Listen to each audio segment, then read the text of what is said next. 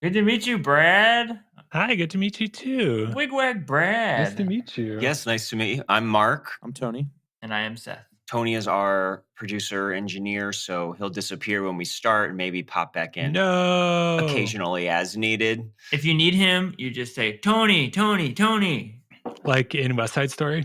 Yes. Tony, Tony, Tony. If you say his name 3 times directly into your webcam, he'll appear behind you. But I won't do that. That's a bummer for both of us.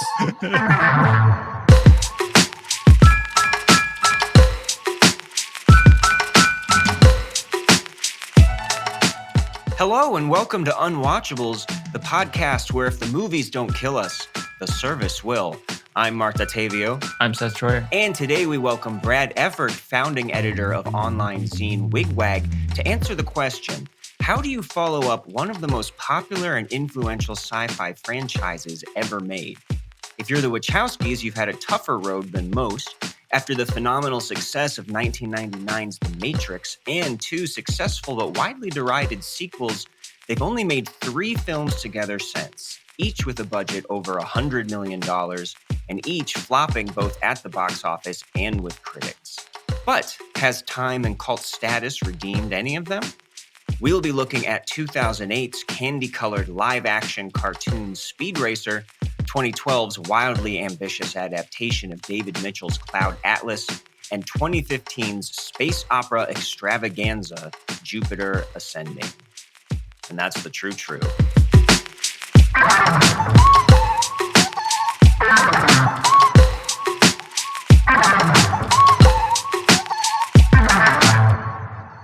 The Matrix? Is it pronounced Matrix? It's the mattress, I think. Yeah. The mattress reloaded with fluff. Absolutely. So, yeah, first, Seth, maybe I'll let you introduce our guest, which, as I said, is Brad Efford, the founder and editor of wigwagmag.com, which has a bunch of kind of personal essays about films, and I know a few people who have had essays published there, including our own Seth Troyer. I was in there. Brad allowed it twice. Twice. One on Dead Alive and one on Barton Fink. Barton Fink one is particularly long and about a very intense social breakdown in my life or something.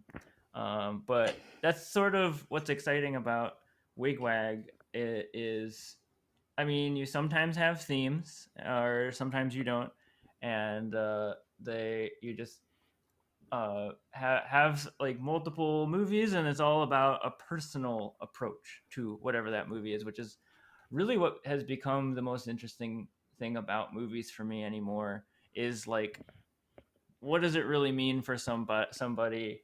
Like, I don't really care about reviews like telling me like how well they did the fucking lighting and how they did the CGI or whatever. I care less and less about that and more about like what Friday the 13th 6 means to somebody, I don't know. And that's all over Wig Wag. And you also have a podcast, Film Fest, which is really great. And I don't know if you want to you can say whatever you like about those. The floor is yours. Yeah. Yeah, I mean, you spoke about it really, really well. It's also what I really like about Wig Wag. This is a project that I started a few years ago, as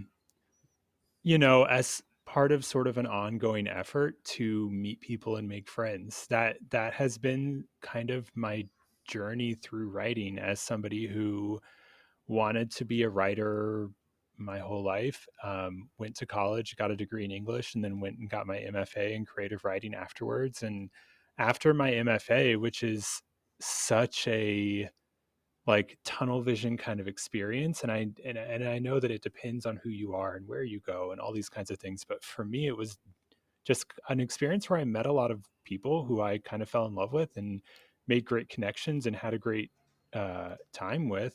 And then in those 2 years afterwards, it was over, and then I was like, okay, how do I keep writing without like assignments, but also like how do I keep a community going? And so, I graduated at this point about 10 years ago. And ever since then, I've just been trying to create projects for myself that'll help me connect with people and meet people and like get their voices out into the world and just like have a fun time doing it.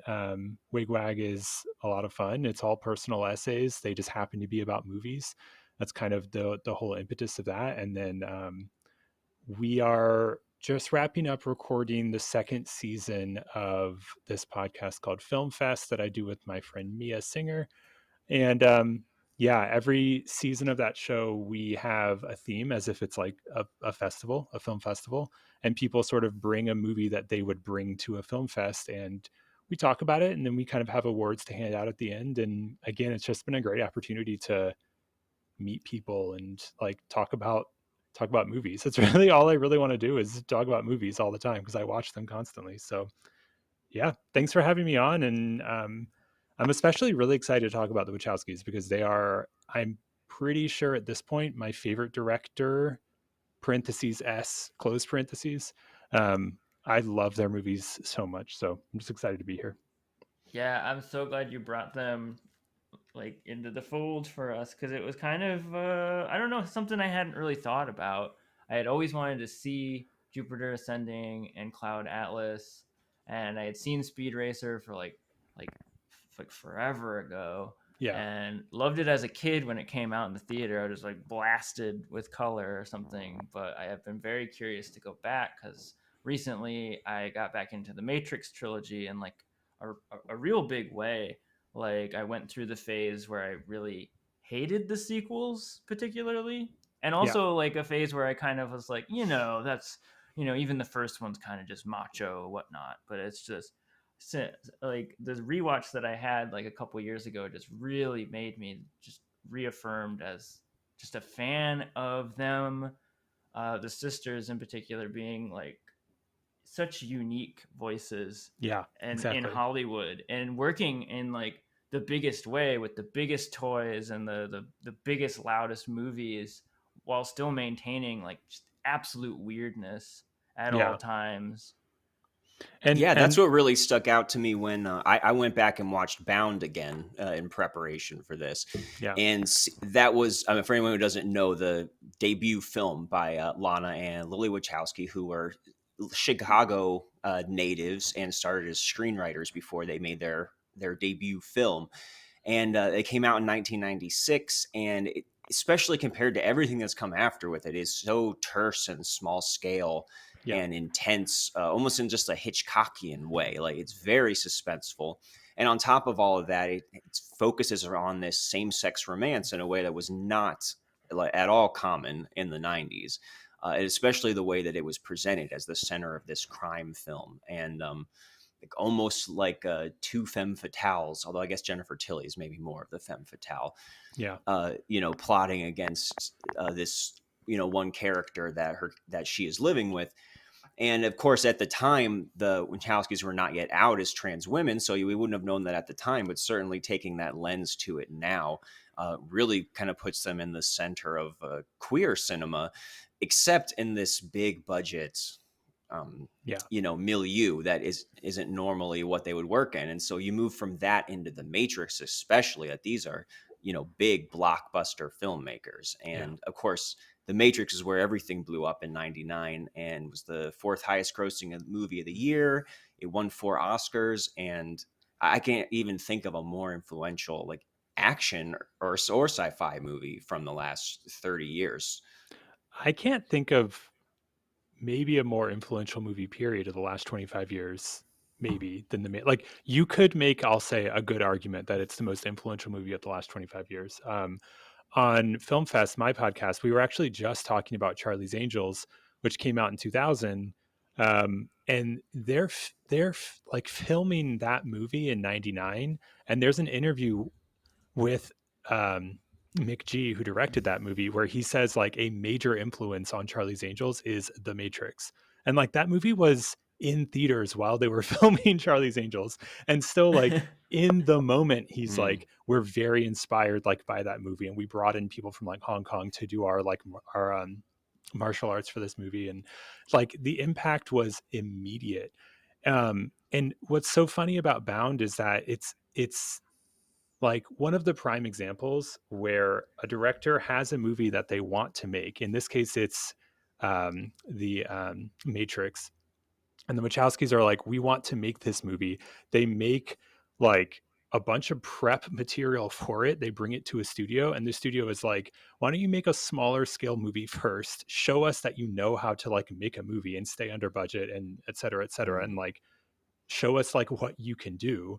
And then we'll greenlight this if we like it, essentially. And so they make Bound, and they only really make Bound in order to be like, let us show you exactly what we can do and what our visual style is like. And it's like money in the bank. They make it. It's not like a hit at all, obviously, but a studio is like, great, we can see that you know how to put a camera. That movie is beautifully shot, incredibly well made. It's a great movie. But like that's what gets them off to the races. And The Matrix is history immediately. Like I saw that movie multiple times in theaters. It changes everything, like as soon as it comes out.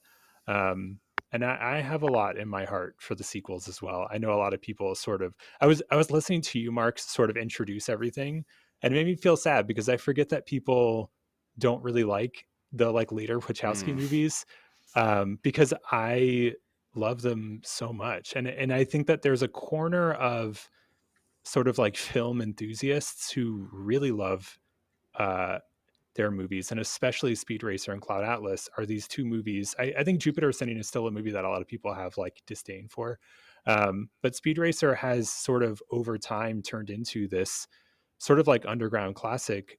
And Cloud Atlas was well received when it came out. It didn't really make any money. It was kind of a bomb, but like those two movies are high works of art in my opinion.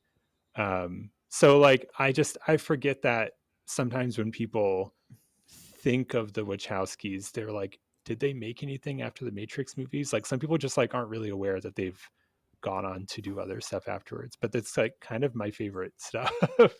Yeah, I mean, and it does make sense that there is such a, I don't know, like a crossroads at a certain point with them, despite them having such success with the Matrix, and even like a crossroads with the Matrix sequels, where it is just like it works with that first Matrix movie, and it does seem like after that, it is a broadening, and the sisters are showing more and more of their wacky like wildness, which is a lot.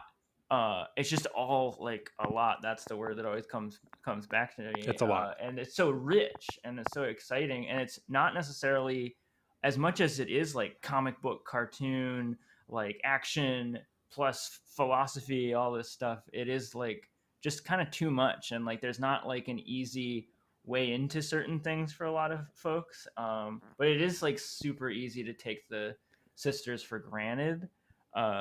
Just like it is like one of these things that I always forget about. Like can you think of a like another saga or trilogy of films that were based off nothing as far as pre-existing material since the Matrix? Like, I mean, there's Fast and the hardly at all. Furious. There's Fast and the Furious. They Yeah. did make 9 of those. Sure. And they're great, but no end in sight. And no end in sight. But in terms of like science fiction or totally, like, you know, yeah. like I mean, original idea kind of, yeah. Off top of my head, no. And when those things happen, if they ever do, it's usually a first one and then like a failure to continue. Like is Right. Alita Battle Angel based on anything? Like that kind of thing comes to mind, but that also might be based off of like a manga. Like there are things that come to mind that I'm like, it might be based off something I don't really know, but yeah, The Matrix is like a magic trick, honestly. Right. That's why I wish there was today, just so much more of it. Yeah. Christopher Nolan is probably maybe the only person who's really out there doing now, or he'll have an original sci-fi, you know, or fantasy type movie like Inception or Interstellar or whatever he's. You know, those kind of movies that will or Tenet. I mean, that will actually make a lot of money and be realized on that will make a lot of money. Scale. That's the big point, right? Like a studio will greenlight as much money as he wants to make whatever he wants, to like blow up a nuclear bomb in the desert if he wants to, in order to like make a movie. And even after Tenet, which I have come around to like love, people really hated that movie. I think it was Yeah, they like did. pandemic brain. But even after that, a studio was like, who cares? It's Christopher Nolan. So yeah, I think it's a good point that like in terms of the genres that we're talking about, but the Wachowskis are so singular. They're such a singular filmmaking pair, and their movies are, I would say, actually very easy to enter into because they're working on a massive scale, and they're basically above all else making action movies. I think Cloud Atlas is the one that's hard to enter into because it's complicated, and the source material is really complicated too. But like the Matrix movies, there's a lot going on in them, and there's a lot to like uncover and like unbury. But if you don't really want to, you can also just observe them and watch a cool action movie, and that's That's what's great so too. great. Yeah, and Speed Racer is like that too. I teach high school, and I just taught Speed Racer in a film studies class, and my student like loved it. He was like, "This is so cool! I didn't know that it was." And like, we weren't even talking about like heavy parts of it, or like I wasn't getting like too deep. I was just like, isn't this cool? And he was like, yeah, this is awesome. So like it translates to an audience because it's action, like it's bright and exciting, and they know how to like pace a story really, really well. So it's harder to pull off than it seems, I think, a lot of times. Yeah, and that's why we decided basically to just go ahead and tackle all three of these movies, because it's the only three that they've made together since they finished with the Matrix stuff. Yeah. And we did just the other year get the Matrix Revolutions, or no, Resurrections. Sorry, I always get it mixed up. Whatever. And one of the R sequels, and but I believe it was Lana who made that alone. So Yeah. we're not really going to focus on that, but these three movies, each one of them is so different as far as what they do. They're not all science fiction movies, although there's elements of that in all of them. And just to see what they were doing in real time after they just did back to back to back Matrix movies, to see what they did. And they were one of the first people to kind of do that, filming the two movies together and release them in the same year kind of thing. That it kind of makes me think of Kill Bill, or how they did the Lord of the Rings movies. So it was both in 2003 that Reloaded and Revolutions came out, and they both made money, although Reloaded was much more successful. Yeah. I actually just was reminded it was the highest grossing R-rated film for over a decade, until I think Deadpool knocked it out. And an equally good film, let's all be honest. An equally complicated film. Oh, yeah, layers. Yeah. Deadpool but you could still kind of feel the tide turning, though, of audiences being disappointed with the sequels, and the critics kind of giving it a bashing. And I think that they would continue to struggle with that throughout, to the point where, these days, if it's not them making another Matrix movie, it's been a challenge for them to get the kind of funding to have giant budgets and do these kind of things. They don't have Christopher Nolan's like cred and success at this point anymore. But these movies prove that they got it in while they could. Like, boy, they did not go backwards after the Matrix. They went forward and beyond in some ways. Like with these three movies, they are shooting so high with like grabbing at everything they can, and like it's going to be the last movie they're ever going to make. A lot of these like feel like such passion projects, like in the biggest way. I feel very personal, like get out of the way, I'm making my movie kind of thing, while still, like what you're saying, Brad, like doing what they do best, which is like doing all of that, like not feeling like a compromise, but still like landing where, like, I don't know, teenagers could sit down and watch it and just have a cool time, Yeah, absolutely. Can we just jump in and talk about Speed Racer? Is that where we're going to be starting? Yes, we got to make sure that so this isn't a 6-hour episode. Speed Racer was the first one, 2008. Yeah. 4 is okay. I mean, these are all long movies, so we should spend at least that much time talking about them. So I'll let you. Yeah, thanks, Tony. You can let me. I'll edit this one. Speed Racer. This. Just really quick for anybody listening, as far as just the history of it goes, this goes back to being a Japanese manga in the 60s, I believe, and was turned into an anime series for 52 episodes in 1967 through 68.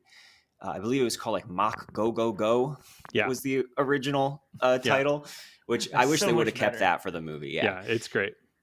But it was redubbed and like re-edited for U.S. audiences, where it was actually very popular. Although I have zero nostalgia or familiarity or anything with those, so that's kind of where I want to start. I definitely grew up watching it, not as in like it was my favorite show, it was everywhere, but it's definitely in the rotation of shows that was on, like in that like Hanna-Barbera block or whatever. It would show on Cartoon Network all the time. Like um I was born in 88, so it was probably like mid 90s, late 90s, something like that.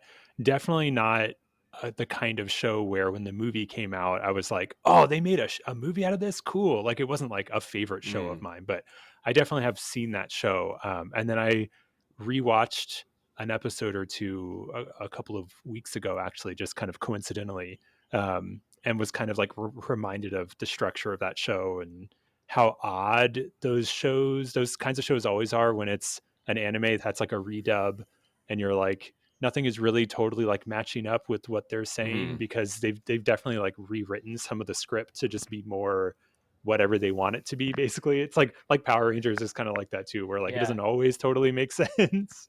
But it's fun. It's bright and flashy, and it looks like the movie. It looks like Speed Racer, honestly.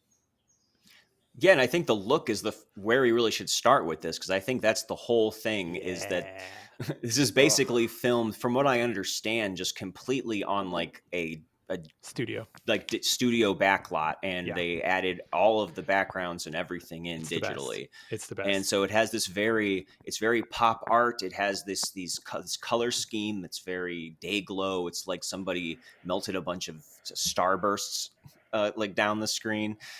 And it's very stylized kind of artificiality. And looking at 2008, when this came out, when the top movies of that year were Iron Man and The Dark Knight, which is this totally opposite, like, gritty, realistic, we could have gone the other way on comic book movies, basically. I know. Imagine. And maybe that was why people weren't as receptive to this. But what do you think about that? Well, then we get Ragnarok, which is like full of color, and everybody like craps their pants and is like, this is the best thing I've ever seen, color. And I'm like, you had color and you chose to not care, and you said it was dumb and stupid. So like, it's not whatever. Half of what this it's got half of what this movie has. Yeah.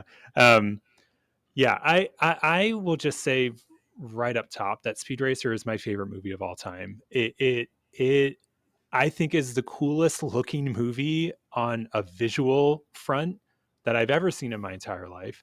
Every single time I watch it, I am blown away by the way it looks. If we want to start with the visuals, it blows my mind how they came up with the idea to do this, and then to make each shot look how it looks is completely insane to me. Like I don't understand how they make their movies a lot of times, and I think that this is the prime example for me where I technically understand how they did it, but when I watch it, I'm still like, I can't fathom trying to do what they did. And it's gorgeous. And the last like 10 or 15 minutes of the movie are like emotionally overwhelming. Even though just it's because just about speed and it's just about finishing a race. But like what they managed to do is make the colors and the style so overwhelming to your eyes that your brain like literally doesn't know what it's trying to process at times. And so you get this emotional overwhelm that like makes me cry like multiple times every time I watch that movie, where like I'm not really crying like at the story of the movie. What I'm like mostly emotionally like moved by is just like the fact that they did it. And there's so many parts of this movie where I'm just like, they pulled it off. I don't understand how they managed to have an idea of, let's take an anime and turn it into live action and make it like look and like operate like an anime TV show, but just put it like on live action people essentially. And the editing and the cinematography and the visual effects, like I don't know how they managed to do it, and it is art in a way that blows my mind. I know it's an overused phrase, but it really like blows my mind when I watch it. Yeah. No, and the like the anime aspect of it only feels like a jump off point, which is kind of what's great about it. It doesn't feel like it's just like, haha, we like did that shot that they would do in a way that would be in an anime or something. It's incredibly or they have hair sincere. like anime characters. It's like they take it up to another level of just like bonkers visual. Like the only thing I could really compare it to is House, the movie House, like 1977. This like insane, like Japanese, you could call it a horror film, but similar to Speed Racer. It's like anything you say about it like doesn't do it justice, because it is just so like information overload, as both visually and even how like how the plot works and how the plot is coming at you, and how it like, even though it's like the silliest like plot points are coming at you, it still feels so emotional. And Speed Racer really does that, in that it is like there's still, you have to like keep on checking back in with yourself, like, are they still just talking about how speed is fun? And like it is, but like it feels, you really buy like very sincerely, not in like a campy way, that like it means so much to these characters, and that racing means so much to these characters. And again, like you're like kind of laughing at like just how like like over the top it is, but it's just it is just like helps you buy it, which is kind of wild to me. It's the only movie I think that is ostensibly a sports film that is making the argument that sports is an art, that sport is art, and that what an athlete does is artistic. And I think there are many sports movies that have existed that have kind of like half-heartedly try to make that point, or are just like, oh, you're so good at this sport. But the entire purpose of Speed Racer is like, we have a main character who is an artist, and the art that he creates is going very, very fast and like bumping into other cars. That's like basically his art. And it achieves a moment that is artistic in the creation of the movie itself at the end, when the colors swirl together and everything overlaps, and it becomes artistic in its point. And you hear his mom overhead kind of saying like, it takes my breath away when I watch you do what you do. And I start crying every time, because it's about making art. It's about the plight of an artist who is good at what he does, but can't achieve exactly what he's trying to achieve. And when he reaches that moment where he achieves, like, I don't know what the right word is, like a nirvana of some kind, essentially at the end, it's beautiful. Like it's essentially a movie about making art by artists who want to show what they can do. Mark, do you like this movie? What's your I have a hard time reading you right now. We are coming right down to it. And Mark, I can't tell if you like this movie or not. I was just picturing how Seth drives. If you've ever seen that, he is an artist of speed and recklessness. And it's just beautiful to see what I do. And he's head speeding towards Nirvana. Terrifying. The entire time. Terrifying. Oh boy. So okay, I definitely don't like this movie as much as you, but you know, and I don't want to be too down on somebody's favorite movie. We're all about peace and love here. This is podcast drama. Yeah. So here's what I'll say is that I think that everything that you said about the art design of this movie and the way that it looks is absolutely the appeal of it. And I think that especially the editing should be thrown in there, because for me, first like 20 minutes of this is kind of the peak for me, where we have this long intercut sequence. It's like it's intercutting flashbacks with Speed's one of his races, and with what happens to his brother, and we see him as a little kid. And I really especially liked when we would go into these racing fantasies where he's in basically like hand-drawn animation around him. Incredible stuff. Where he's like in his desk at school. And I love that. And a little bit later when Spritle, is that how you say his name? Spritle. Oh yeah. Spritle and his pet chimp are imagining themselves in this 2D, TV show inserted inside of it. His name is Chim Chim. Chim Chim. He deserves that respect to be called Chim Chim. Yeah, Spritle and Chim Chim. Yeah, absolutely. And so especially when it was incorporating these other things that weren't just the CGI backdrops, but actual like 2D animation or hand drawn drawings and stuff. That's when I really do see the appeal. Now, speaking of Spritle and Chimp Chimp, not my favorite characters. I feel like this is definitely a family film. Like this is something that is very intentionally something that is designed, for the whole family to be able to enjoy. And That's one feather in the peacock tail, I would say. I feel well, I think when it comes to the humor in the film, a lot of it is kind of geared towards the maybe under 10 set. I'm going to say, can I just pop in here just to say, sure. I agree with you, but it's as close as a family film that the Wachowskis can actually get, because this movie is about capitalism. This is a deeply anti-capitalist movie. And to know that it was them making that while also essentially making a family film always makes me laugh, because you're right. I think you're putting it well, that the humor is family focused. Like, it's a family film when you look at the jokes of the movie.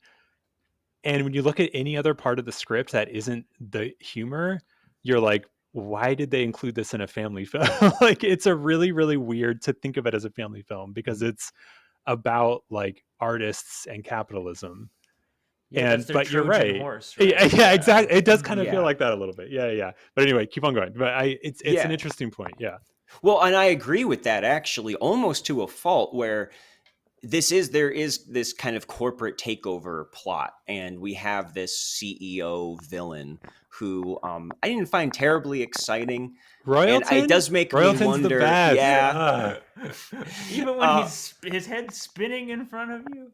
Shouting. Yeah, he goes really quick from like trying to butter up Speed and appeal to him emotionally, which is clearly the level he's working on, to like, listen, this is how it's going to be. This is all fixed, and what you love is garbage, and and you better just fall in line. And somehow that doesn't work. Well, he's an anime villain. You have to keep that in mind. He's an anime character, and if you watch anime, the patterns of that are spot on to what it's like to watch anime. But you're right. I guess I just like that performance because it's so over the top. And it is always funny that I do wonder if the kids who are laughing at Spritle, going on a heist and stealing a bunch of candy, and the reaction shots of the chimp, and then at the same time, so much of the plot is like about corporate buyouts and cartels and driving up stock prices. Yeah. If a kid watched this, they would fall asleep within 20 minutes, or they would like walk away. It's not that exciting for a kid, I'm going to be honest. And a kind of surprisingly violent torture scene. Oh yeah, that's pretty good. Including this guy who gets like his finger eaten by like piranhas. Yeah, that's fun. And it does make me wonder if like the sentimentality and the slapstick and that stuff, if that is really where the Wachowskis' strength lies beyond the visual stuff. But I don't know. What were you saying, Seth? Well, I think I can meet you somewhere there in that.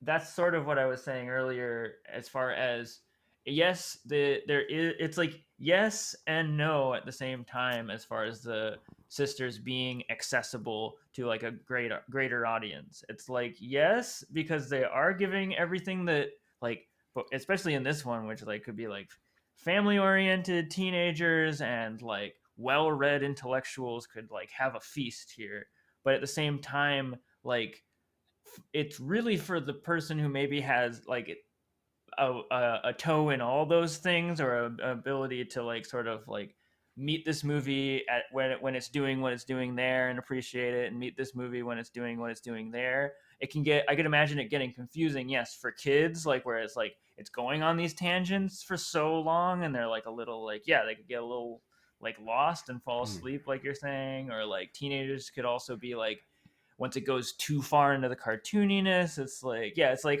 and adults are like, what is this? It's like, is it like for a second I thought it was like, are they serious or not? That's kind of what the question's in your mind the whole time. Which one is it? Which it's like a lot. It's a lot of things. It's not one thing, and I appreciate that about it. But I think that makes it more niche than, and why it maybe didn't land with certain people. Yeah. Well, let me ask this: what do you guys think of Speed himself, of Emil Hirsch in this movie? He's perfect. because to me, I'm seeing somebody that is maybe purposefully kind of bland as the center of everything, Huh. and he didn't excite me very much in this as far as getting invested in him. He's so just virtuous from Yes. from beginning to end. He is you know? virtuous. He's incredibly virtuous, and I'll say it's because it's based on a children's cartoon. But Right. I think Emil Hirsch is perfectly cast in this movie, and he has such an interesting career in general. I think something that is really interesting about this movie in general is that if you watch like making of stuff or whatever, or like if you like read any interviews afterwards, everybody who was involved in making this movie, from Susan Sarandon to John Goodman to Emil Hirsch, etc., all of them are like, we had the time of our lives making this movie, and we formed a real family, and we like love each other. It's so interesting that like in the creation of this movie, all of them are very extremely heartfelt, and that tends to be a pattern that happens with every Wachowski movie, where the people walk away from it and are like, I made lifelong bonds. And I think that that says everything about who the Wachowskis are, is that they're heart first above everything else. They like lead with their hearts in their screenwriting and their filmmaking. And so, to get to your point, a character like Speed is incredibly heartfelt, incredibly virtuous, not a super complicated character. He has a thing he wants to do, and he's got like a roadblock in his way, and he achieves it. And I just think it's sold perfectly well in the context of the entire like movie around him. This is a movie that's very black and white in a lot of ways, ironically, because it's like pumped full of color, but like it's very much like, we have a Royalton, he's obviously a bad guy. We have Speed Racer, he's obviously a good guy. All of his parents and his family, they are good, virtuous people. The evil people are clearly evil people. It's not subtle. There's no subtlety in this movie. And I think that's really, really hard to pull off while still making it like philosophically engaging and thematically interesting above all the like visual stuff that's going on.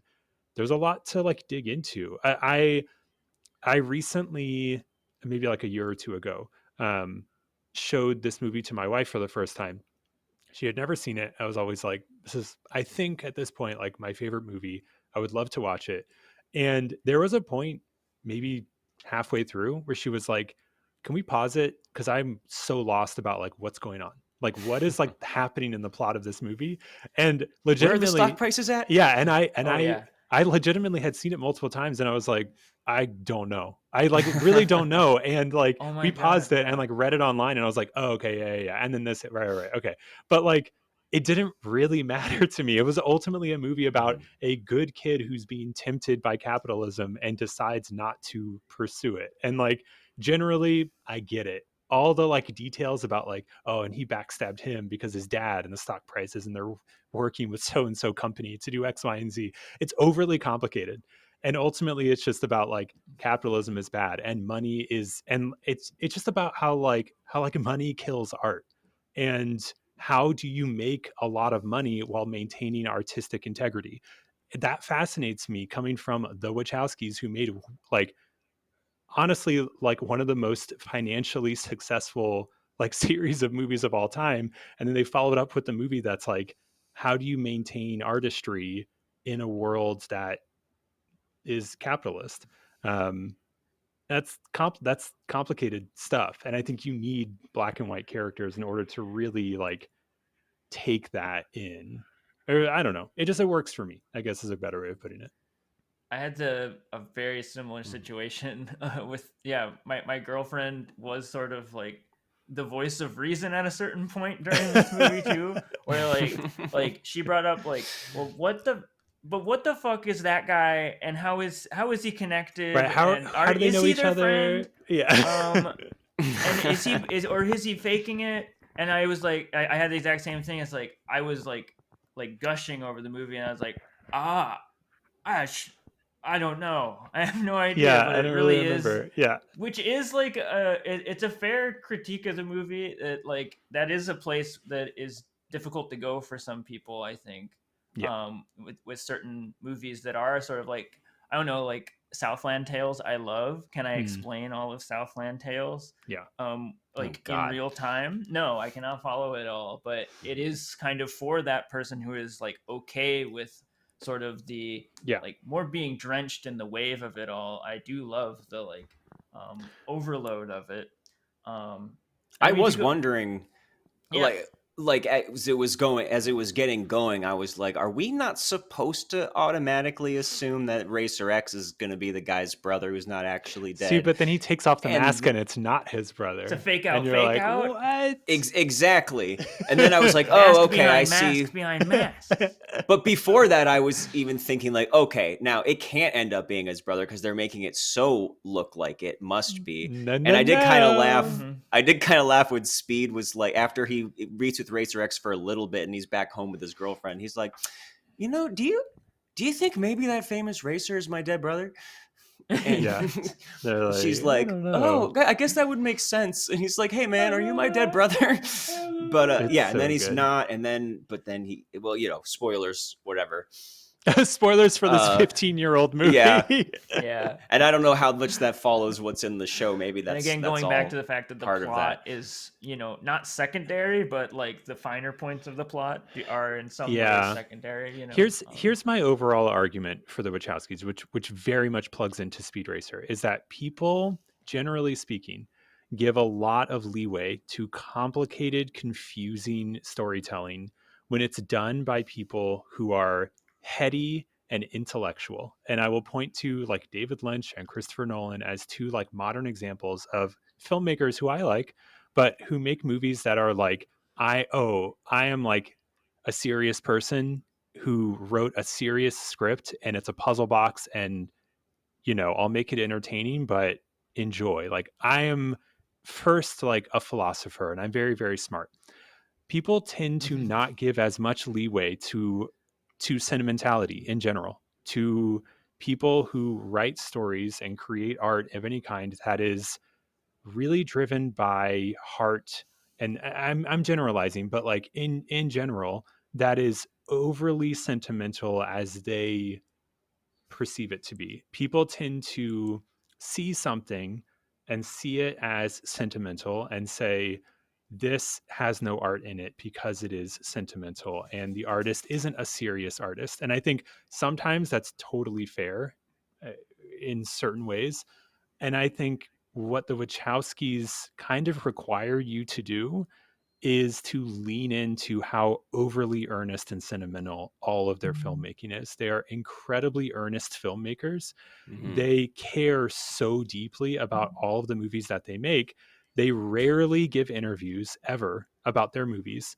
They often just like allow their movies to speak for themselves a lot of times.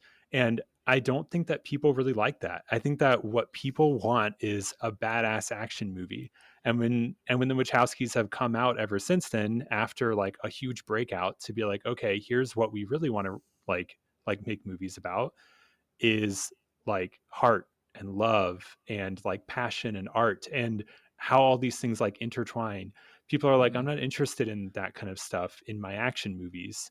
And of course, it's a bit of a generalization, but you know, we'll talk about Cloud Atlas, but that's another great example where it's a movie ultimately about how love transcends time.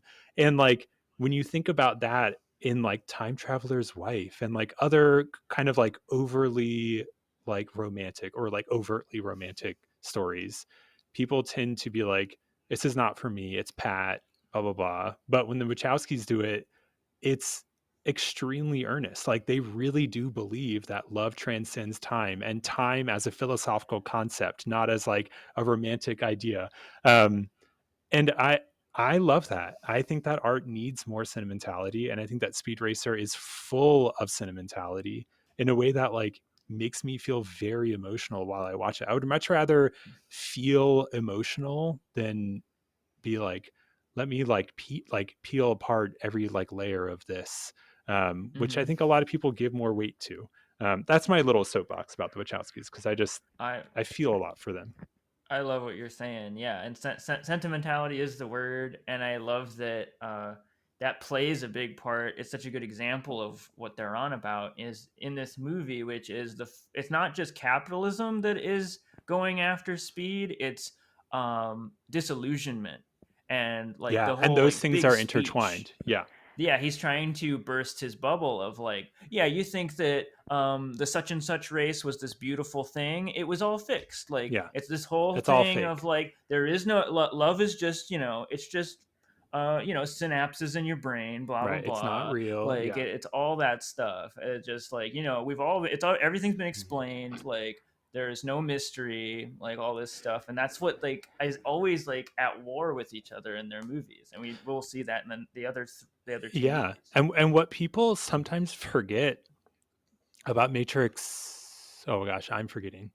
Reloaded, is that like that is a movie about how our hero is given a choice between like saving the entire world or picking his love, and he picks his love over saving the entire world. Like, it's basically like an anti-superhero movie, and I think that is the Wachowskis, and the audiences were like, what the fuck is this? Like, he's not a superhero. And the Wachowskis are like, yeah, exactly, sometimes like love is the most important idea, and they're extremely earnest about that love is what drives the entire earth. And like, I love that. Like, it inspires me so much to think about that. And that's what Resurrections is about too, which is a movie that people hated. And like, that movie is ultimately about how love transcends time. Yeah, I mean, I love it too, but I was already in the bag for it.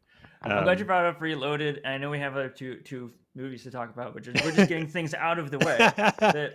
That may be the quintessential example of Wachowski's shit, which is like one of the most notoriously like confusing to audiences scenes is the architect scene, where he goes off on talking about how there's multiple chosen ones and multiple everything, and everybody's like, what, and then like 5 minutes later, the hero is bringing back his love via a kiss from death. And it's just it's just magic, like magic rules at the end, like doesn't the first Matrix end essentially with a love conquers all kind of exactly thing? And so people end with a kiss, and people were like, don't really remember how much that movie is just about two people being in love. Like, all 4 Matrix movies are about two people being in love and how that affects the entire earth around them. And like, you think about the cool action sequences and bullet time and like the like kung fu stuff, all of which is also incredibly important to the first movie. But like, ultimately the Matrix movies are about two people being in love and how that affects the world around them. And like, that's kind of what every Wachowski movie is about, honestly. So yeah, Speed Racer, it moves me like, I won't say like any other movie does, but like it moves me extremely deeply, both by like, I don't know, it dares to be so goofy, and no movie really like has dared to be as goofy as that while still being as like emotionally complicated as that. And that is so hard to pull off. Like, I don't even try to fathom like how you do something like that script wise. That's how I feel about it. I also just like when John Goodman says more like nanjas, because that part makes me laugh too. So I like the jokes. It's always nice too. It's always nice to have John Goodman around. Yeah, exactly. So yeah. All right. Well, I think that was definitely as eloquent a defense of this, of a much maligned movie as you could possibly give. So, and I think we're all in basic agreement about, all the different elements at play here, whether or not that works for you personally, is going to be subjective, of course. Yeah. One more thing I want to throw in there is that I did, visually, obviously it's my favorite thing about this. The racing scenes themselves, I kind of found surprisingly chaotic and kind of that weightless video game way that made them sometimes hard to follow and other times just not as exciting for me as they could have been, which for a movie called Speed Racer, I guess it was a little bit surprising to me. I liked it more when they were just kind of moseying about the world as opposed to the actual racing scenes. But every time my head started spinning, though, I love the races. I find the races to be extremely dynamic and thrilling. Like, my head spins watching them. It's such a that cool would certainly help with effects. your enjoyment of the film. Yeah, so yeah, for sure. Yeah, that depends where you land on that. Yeah, it's a movie I've always wanted to see in theaters. I didn't go see it in theaters because probably I was 20 when it came out. It probably got terrible reviews, and I didn't really know Mm. who the people were who made it at the time, and was just like, why would I go see that? But now I'm like, God, I would kill to see this in IMAX. Like if I saw this movie in IMAX, I would have like an emotional catharsis, I'm Oh, sure. yeah, I think I was So 16 when it came out, and I got to see it, and it was yeah, just like I loved it. I don't know. I had like a pure like I yeah, wasn't overanalyzed. I wasn't at an age where I would be overanalyzing it at all. It was just like, whoa, yeah. fucking crazy movie. People tell stories about going to see it in theaters, and when the end happens and the zebras are on the wall and the paint like swirls into like Oh uh shit. red and white checked flag that like comes at you, the audience like Ah! screams in terror, has like Yeah. as like a reaction to it because What's it's going to so visually happen? overwhelming. Yeah. I think it's screening at the end of May or something at various Alamos. I might go try to see it, but I Shit, that'd would be love to. sick. I My know. TV did not know what to do with it. My little TV did not know. Like I don't even know what it was like. I think this is the right color. I It's like think this is the right sparks flying out of your brightness. TV. Yeah, Yeah. Oh exactly. my god. Yeah. It's like ready to fall over, I think. But yeah, I don't know. How do we? I guess we All right. have Well, two I more to think do. So I yeah. guess we So I have think to stop, even though we can yeah. I keep think racing. Brad said a pretty good a piece. I think for his part. Obviously, I'm a little more on the other end. And Seth, was there any final thoughts as maybe the medium between us, or were you full on the Your final a thoughts are speed Brad is racer right. boat? Brad's And remember, right. Just kidding. if you ever want published on Wig Wag again, to No, I'm just kidding. know where your bread is buttered. No, I all I could say is that I do have I kind of met with Brad's wife and my girlfriend a little bit, like towards the end, where it is just like I'm a little lost, and I Yeah. got a little frustrated this Yeah. time around, but I could see like repeated viewings just making it like even better. And I do think like yeah, it is just like it's a long movie for what it is, and it's just you have to be very ready. Like I think it was like part of my like it wasn't an issue. It was just like I wasn't expecting to suddenly like have like a transcendent like film Yeah. experience kind of, and I wasn't ready for it to be like this like barrage like Yeah. it was for like 3 hours, and like yeah like somebody slipped acid in my drink and I was like not ready for this right now. It's I'm only trying to go to work. It's only 2 hours and 10 minutes. It feels longer. I agree. Like It does. it's not that long of a movie, especially compared to like now. But it's a good transition to Cloud Atlas, because Cloud Atlas is another movie where it's like that movie is confusing. That movie is just like legitimately confusing in a way that I love. And I think that it's a great example of a movie where it's a lot of like puzzle parts that are in motion constantly. And by the end of it, for me, all of it falls into place. And I'm like, I understand everything now. I can't wait to like watch it again. But if you're just going into it blind, like I first watched it just a few years ago at this point, and went into it pretty much blind, knowing just that it was a Wachowski 3-hour epic, and was very confused, even though I kind of loved it. But like, that's a movie that is like begs you to try to follow along. And I don't know that it's always successful, even though I think it's a masterpiece. I do get that it's that's a confusing movie, unless you guys did not.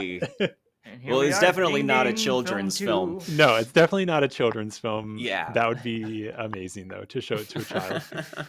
In a lot of ways. So yeah, in typical Wachowski fashion, Speed Racer, again, it costs like 120 million. It only made 93.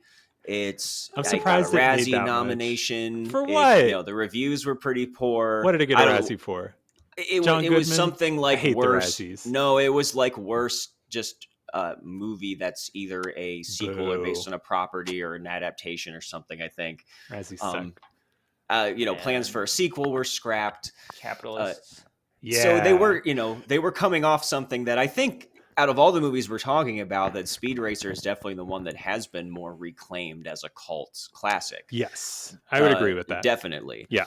So, but at the time, it was, the defenders were probably fewer and further between. And it was another 4 years then where they decide, all right, we're going to come back from this, mega budget failure with an adaptation of an epic experimental novel that written by David Mitchell, which takes place over 6 completely different timelines and sets of characters across the centuries, all nested into each other with an unusual structure.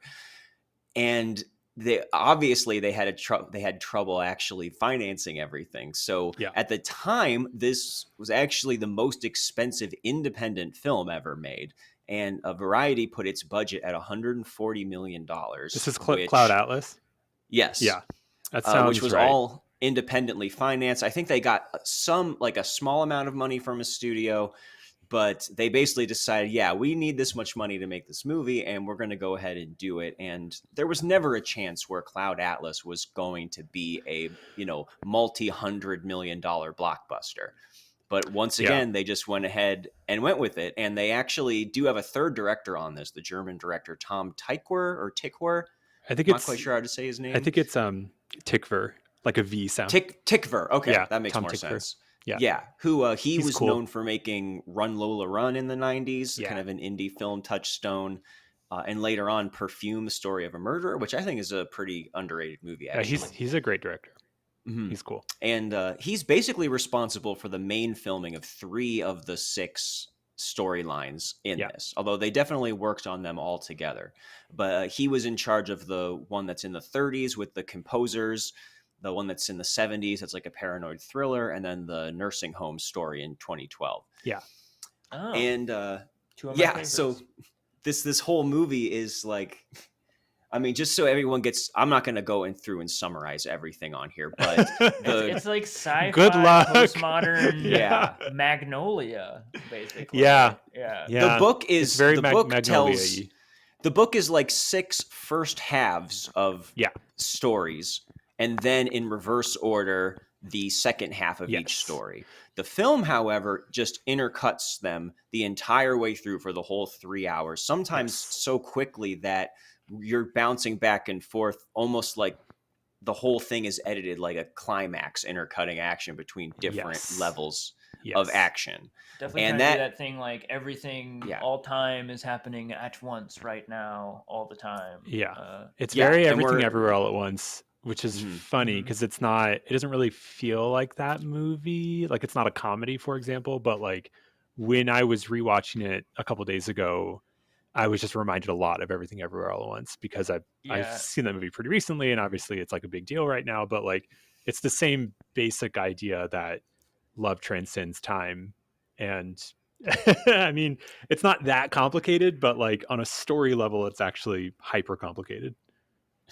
Yeah, and I mean, we're ranging from the 1800s to the future to the post-apocalypse. And these aren't stories that come together because they're all completely different time periods. They reference each other at certain points, but it's not like Magnolia in the fact where everything is literally connected, although the message here is very much everything's connected, right? Well, and the stories are more connected than I had remembered. I watched this for the first time maybe 5 or 6 years ago and loved it, and didn't really rewatch it until just a couple days ago. And the stories overlap more than I had remembered. That like there are parts in each of the stories that show up as either like an artifact that a character is reading, or that show up as one character in one timeline is like tangentially related to a character from another, or they're reading a police report that was connected to the case from the previous one, or like all of them are connected. The characters in each don't interact with each other because they're all played by the same actors, as partly why. But they all sort of have like echoes. Like all the stories have like echoes of each other, kind of like within them. It seems hard to do. Actors in different playing different characters in different timelines. Hugh Grant and Tom Hanks are both like multiple characters in multiple every timelines. actor is every actor is multiple characters in every timeline. That really needs to be stressed about this movie, because I feel like a lot of people who I would see so much Hugh Grant, and whoever said that like Hugh Grant is like, that's the guy. He just wears so many hats. He's so good in this movie though. It's so insane. He's so good. He is insane. I think that is the craziest thing about this movie because yeah, like you said, every actor plays multiple characters throughout different ones. You've often very heavily disguised, and I think it's a stumbling block for this movie, even for people who would really appreciate it, is casting this with chameleonic character actors like Tom Hanks, Halle Berry, and Hugh Grant. These are not people who disappear into roles. These are not. It's never less than hugely distracting for me. Wow, it's so interesting. That brings me to like a question that I have, and I don't know if there's any real answer to it. Like, is there some sort of interconnectedness to those specific characters, like that are like? I guess there's talk of reincarnation here and there. Yes. There's talk of like echoes and things. But yeah, because it seems like they're not trying to make Tom Hanks disappear into these characters. It's supposed to be very obvious. That, not with the makeup they put him in. There is like a obvious thing occurring here. You need to know, for the main characters in this movie, you need to know that they are the same actor in each role, because the characters that are in love in this movie, their characters are in love in every timeline. And that is deeply important to this movie, that Tom Hanks and Halle Berry are in love in every timeline that they interact with each other, and that Duna Bay and Jim Sturgis, that's who it is, are in love in multiple timelines as well. You need actors who aren't disappearing into their makeup. I think it's very much on purpose, because you need to know that it's the same actor playing characters that are intersecting with each other's lives. Even the craziest Tom Hanks character, where he's like a British author, who is like my favorite character in this movie. He's really only in the first like 15 minutes or whatever, but he's really crazy Tom Hanks character. He locks eyes with a character that's being played by Halle Berry. They don't even have a line to each other, but they like clearly have like a spark in between them, and then it's like never like remarked on or touched upon. And like that's what this movie is all about, is that like we have echoes of our lives at every point in the world, and we're not like literally reincarnated, but we have echoes of ourselves in every timeline of the world that kind of connects with a person who reminds us of the person that we will always be connecting with in every timeline. And I'm saying every timeline, it's a single timeline, but I mean like in every time of that timeline. And that's what the movie is all about. Like, that's so beautiful to me, that like I'm in love with my wife right now, and like 300 years ago we would have found each other in some way or another, because there's like an echo of who we are now that would exist as a totally different person. And I mean, it's about having a soul. It's about like connections of souls. It's incredibly earnest. Once again, it's not like, it's not sarcastic in any way. It's very much like, yeah, we're going to put Jim Sturgis, and he's going to be a Korean character, and he's going to be heavily made up. And we're going to have like Halle Berry as a white woman at one point. And just like everything transcends like ethnicity and race. And I think that's the point where a lot of people, I think understandably, have a problem with this movie, where it's like, why is Hugh Grant playing a Korean character with like heavy eyelids, for example? And you're like, I agree with you. And also there are other characters who are like Japanese, who are playing like a white woman at one, like it's the Wachowskis having no interest in making a political commentary at all. It's them just being like, who you are now is who you have always been in some way or another. And even if it's just a small part of you, and the only way to really show that is to have a single actor play that same character in some way or another in multiple timelines. I think it's crazy, and I love that it's crazy. I see that it's not successful for some people. I'm always so emotionally moved by the audacity of it more than anything. It's so audacious in a way that I just think is really cool. But I think they have to stand out in a lot of ways. They're like lead actors. Yeah, and this definitely isn't a case of, whitewashing as far as the, crossing the racial lines. That's clearly a very purposeful it's like an move. Artistic, and and if you have any issue with it, I don't think it should be ethical. because like you said, we have white people playing Asians, Asians playing Europeans or Mexicans. Halle Berry That's right. is Yeah, she plays a Mexican old character. Korean man at one point. Yeah. And yeah, if anything, it's more airy-fairy, kind of hippie-ish, sort of this whole like there is We're a all the core same, of man. us, Right. which again is like contentious. Like on a Yes. certain level, I can totally get with it, and then on another level, like in my everyday, I can definitely kind of like contend with it, and I'm not really sure. Yeah. Here's what I'll say too, is just that when you look at the Wachowskis movies through a lens of these are two trans women who are making these movies, it also really cracks open a lot of their movies as well. That a lot of their movies are about who you are on the outside. It doesn't matter at all.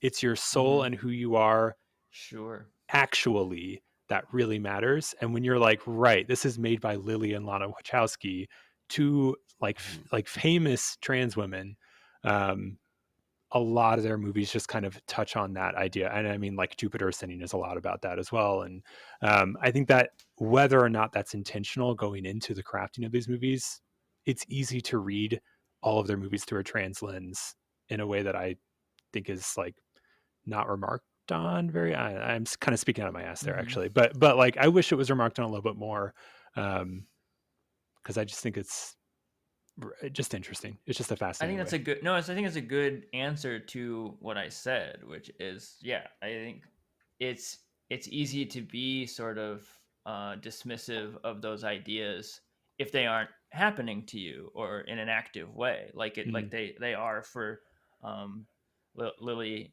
Wachowski in this movie, and like both sisters like going through this. It means a whole other thing in a bigger way than these themes hit so much harder, and it's like so much easier for me just like just like a male and it like who's relatively adjusted and into my like fixed identity, at least as of now, right. To be like, oh, like that whole like transcendent like spirits and always morphing and throughout time and all that, you can be a little dismissive of it. But that's a good point, that means so much to someone who is in transition, is in flux, is malleable in a different sort of way.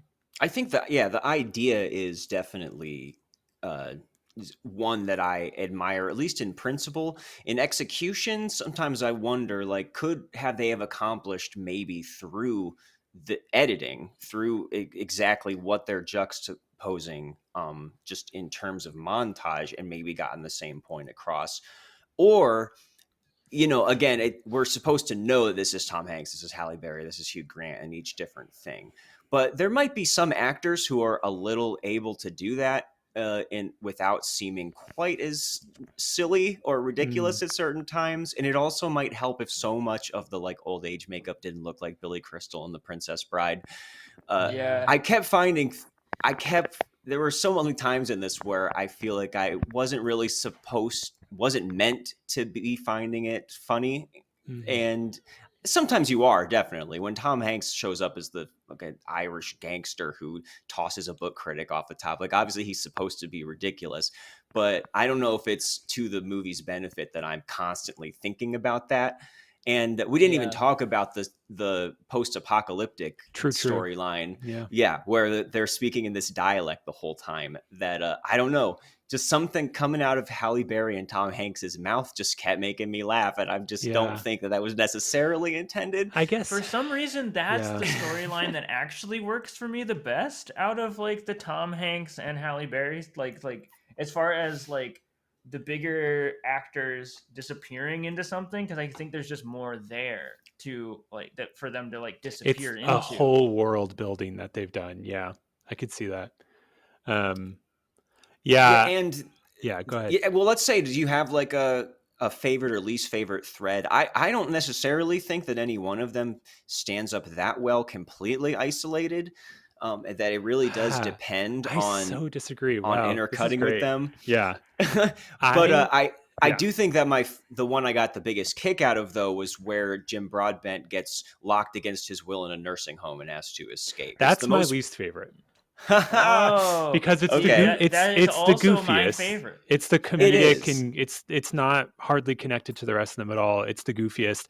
It's the one that could be made into its own film easily, and it would be like a See, and I think family-friendly maybe that's comedy. why that was Yeah, the appeal to me, or it's maybe that it was the one story where the silly aspects were more of it a was feature than a totally bug. silly. Like it Yeah. was, Yes, it was the only time where I was supposed to laugh, and I did. yes, Even though it still has Nurse Hugo Weaving and the Hanks best. and Tom Hanks and Irish face and the kind of Yeah, cartoonish climax in the bar. Still not perfect, It felt but like I a was like, oh, this is a reward neat little anytime they story. would pop up. it It always feels. felt like a prize. Yeah, it's Yeah, always between that one and the future one that were my favorite. If I'm which being future one? honest, yeah, Which the future one?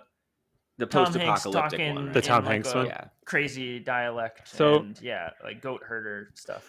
it's the Duna Bay, like the Korea one, that really is wonderful for me. But I don't Okay, know. that's the one that puzzled me the most, and I have the most questions. That's funny. I about think we it. have the So, opposite yeah. favorites. It's so cool, I think. But I will answer your question, I promise. But like what I really like about this movie is that it's really, really clear which ones the Wachowskis directed, because they look like visually and tonally totally different in a lot of ways than the other three, especially that Jim Broadbent nursing home one is clearly not directed by the Wachowskis, and I like it. I love everything about this whole movie, honestly, but it feels like it's from a different kind of movie. It's comedic. It's purely comedic and a lot of fun. I like it a lot. But you can tell that it's like not really like their style or tone. And I think for me, the ones I have like an animalistic response to the end of this movie where I just start crying very intensely, especially when I watched it a couple of days ago. And it's the Jim Sturgis is on a ship and he's being killed by Tom Hanks, kind of a thing, being poisoned. It's the Duna Bay in Korea.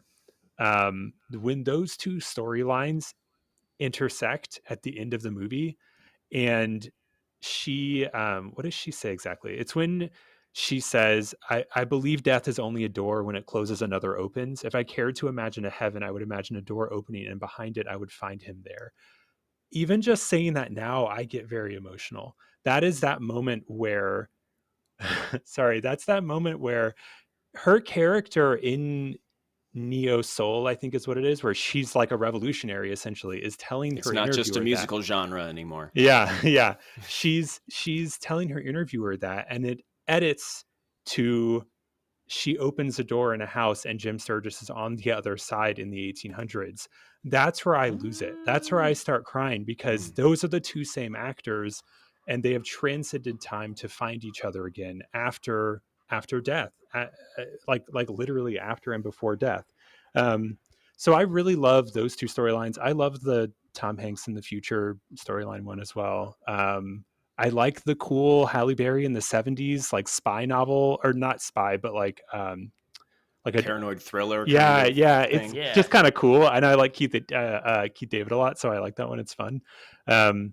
But for me, it's just about all the echoes of the stories that kind of hop in between them. And it's, I don't know. I think that the editing is incredible in this movie. The way that they cut in between, it basically feels like one big montage for 3 hours, but the way that it creates echoes in between storylines, I think is so cool. Oh, you know what? I also love the composer storyline, because I love Ben Whishaw in that one too. Yeah, I So like I that don't know too. that I really have a favorite.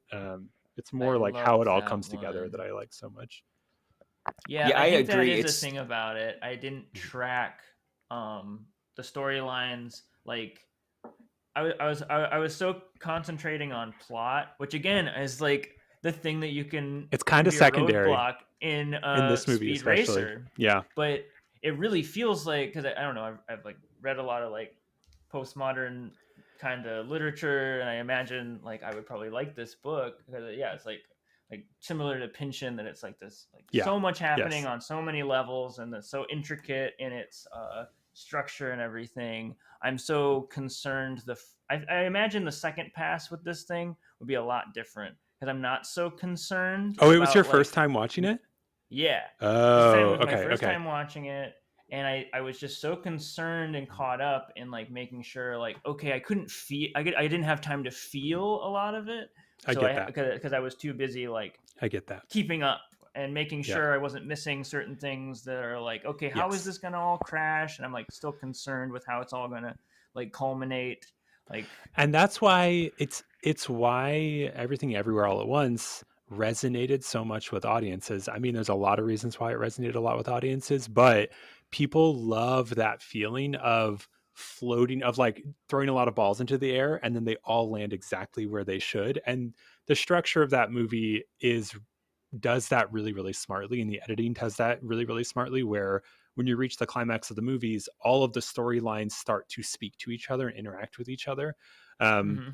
Cloud Atlas does that same kind of trick, but the individual plots of each of the storylines don't ultimately matter. They're basically exercises in genre. Like each of them is a different genre exercise, where you've got like a British comedy, and you've got like a detective story, and you've got like a post-apocalyptic story, and then like a Blade Runner type story as well. Like each of these stories individually is its own genre exercise, but what really matters is the way that they're all kind of speaking to each other. Whereas obviously Everything Everywhere is doing something totally different, where it's a single story that's being told to reach an emotional catharsis, and the story like it matters a lot to that movie. But Yeah, there, they basically each have just a general theme of somebody in some way being imprisoned and yearning for freedom. And that's kind of just thematically where I think the link is, and that's why I think it pointedly ends on Jim Sturgis's character taking, changing his mind about how the slaves should be freed. But I totally agree, though, that's the juxtaposition of them is what makes the whole movie work, and it's what makes each part compelling. And that in a way, if there's a certain one that's not working for you, if you're constantly being whisked away between 6 different places and you never know where you're going to be ending up next, they kind of borrow urgency from each other. Like the excitement from one will seep into the other.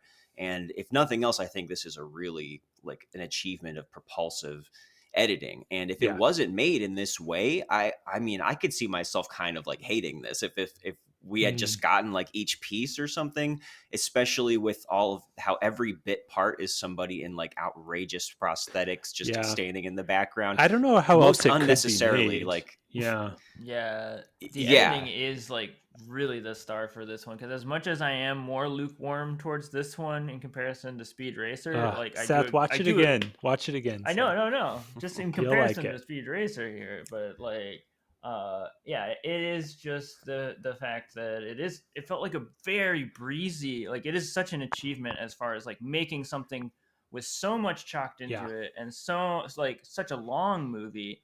Like didn't feel like a chore necessarily. I agree. Even I think though like at the end I was still like a little like I don't know exactly where I fell with certain things, but it is like really impressive from a crafts perspective of just like putting a movie together and making it feel like it's flowing in such an easy way. I also just love that Tom Hanks is kind of the reason why this movie gets made. It almost dies multiple times, and Tom Hanks is a producer on it, and he steps in multiple times in the process to be like, no, this movie has to be made. I'll find another person who can put some more money in. Like it makes me really like Tom Hanks. I mean, I already like Tom Hanks, but like I just really like that about it. I think everybody is great in this movie. I think it sold me on Jim Sturgis, who I don't typically love as an actor.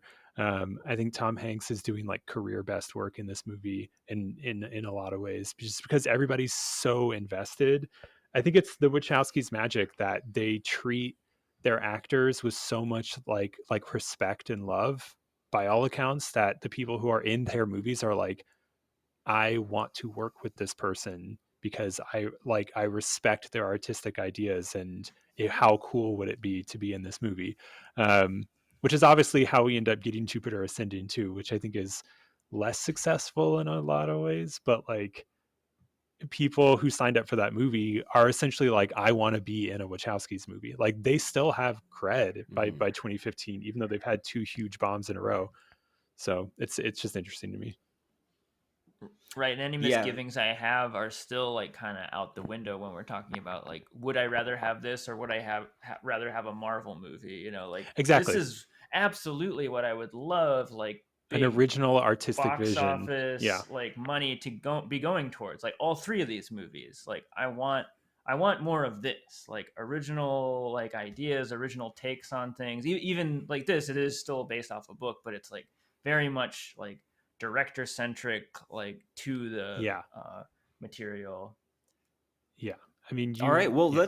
I want to make sure everyone gets a chance to see if any final thoughts about this before we moved on to the next one.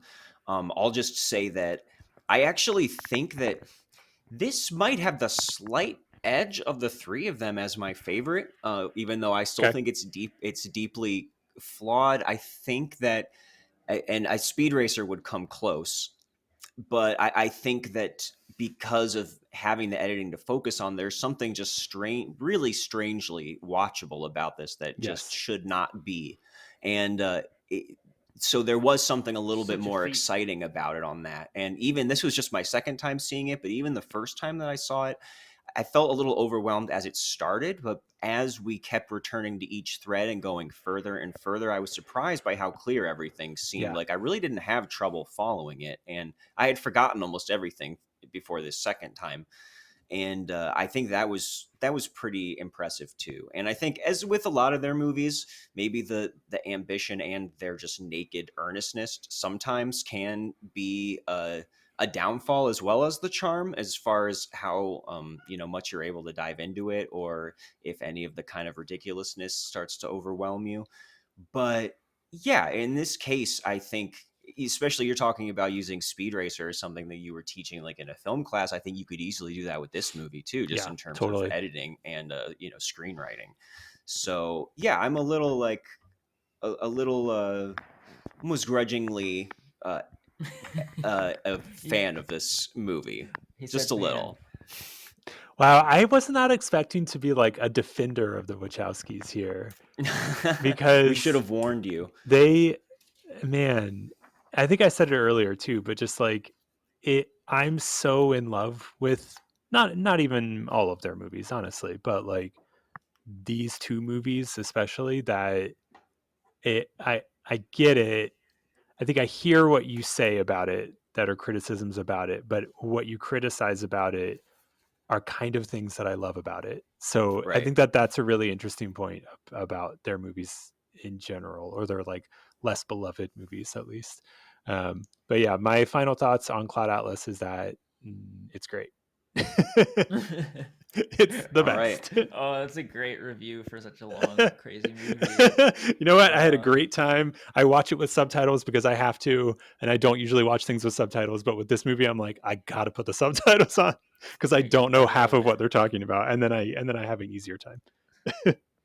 Yeah. So Seth, where does it land of the three for you? So this one, I do think where it falls flat is, I think the word exercise is apt for some of the plot lines where they do feel like specific, like just kind of a riff on a genre, and like that in and of itself is kind of all that is there sometimes, and it doesn't always like, I mean, it does create it all creates like a bigger picture, I think, but some of it does feel a little like fat. I don't know, just like a little bit like Fat shaming, Seth. Wow. Hey, no. I'm talking about plot fat. What feels like plot fat to me is your favorite storyline. So that's really, really interesting to hear you say that, because like that one doesn't feel like it fits with the rest of them, even though I enjoy it when I'm watching it. It's interesting. And I wonder if, again, like maybe this is a very Wachowski answer for me to give that's very sentimental, but you just encountering you and hearing what you have to say, Brad, does make me want to see a movie that I was kind of like pretty not down with ever seeing again. So to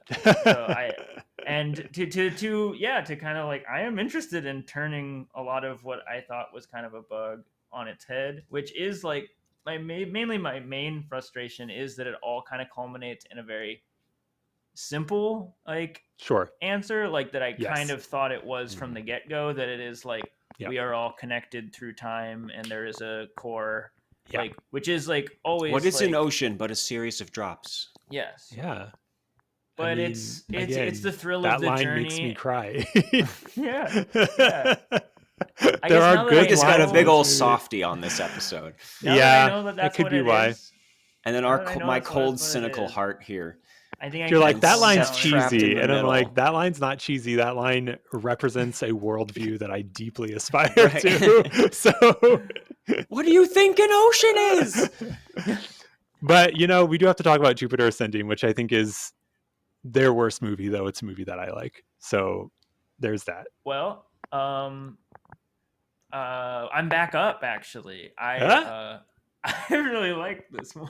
Oh Okay. man, now Right we back have up. a Right back up. podcast. Hey, yeah. I mean, I like it too, I'm of course. But ascending with this one. wow. So let me just say, Cloud Atlas did not make its money back, so we are kind of 2 bombs in.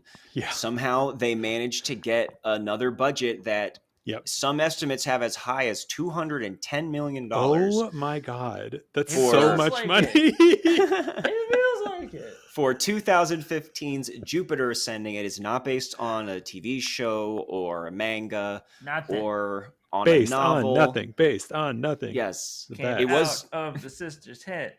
Its release was slightly delayed due to poor test screenings and to finish the special effects. Oh God. No shit. When it came Bullshit. out, it made I think 183 million worldwide. What? Which It did?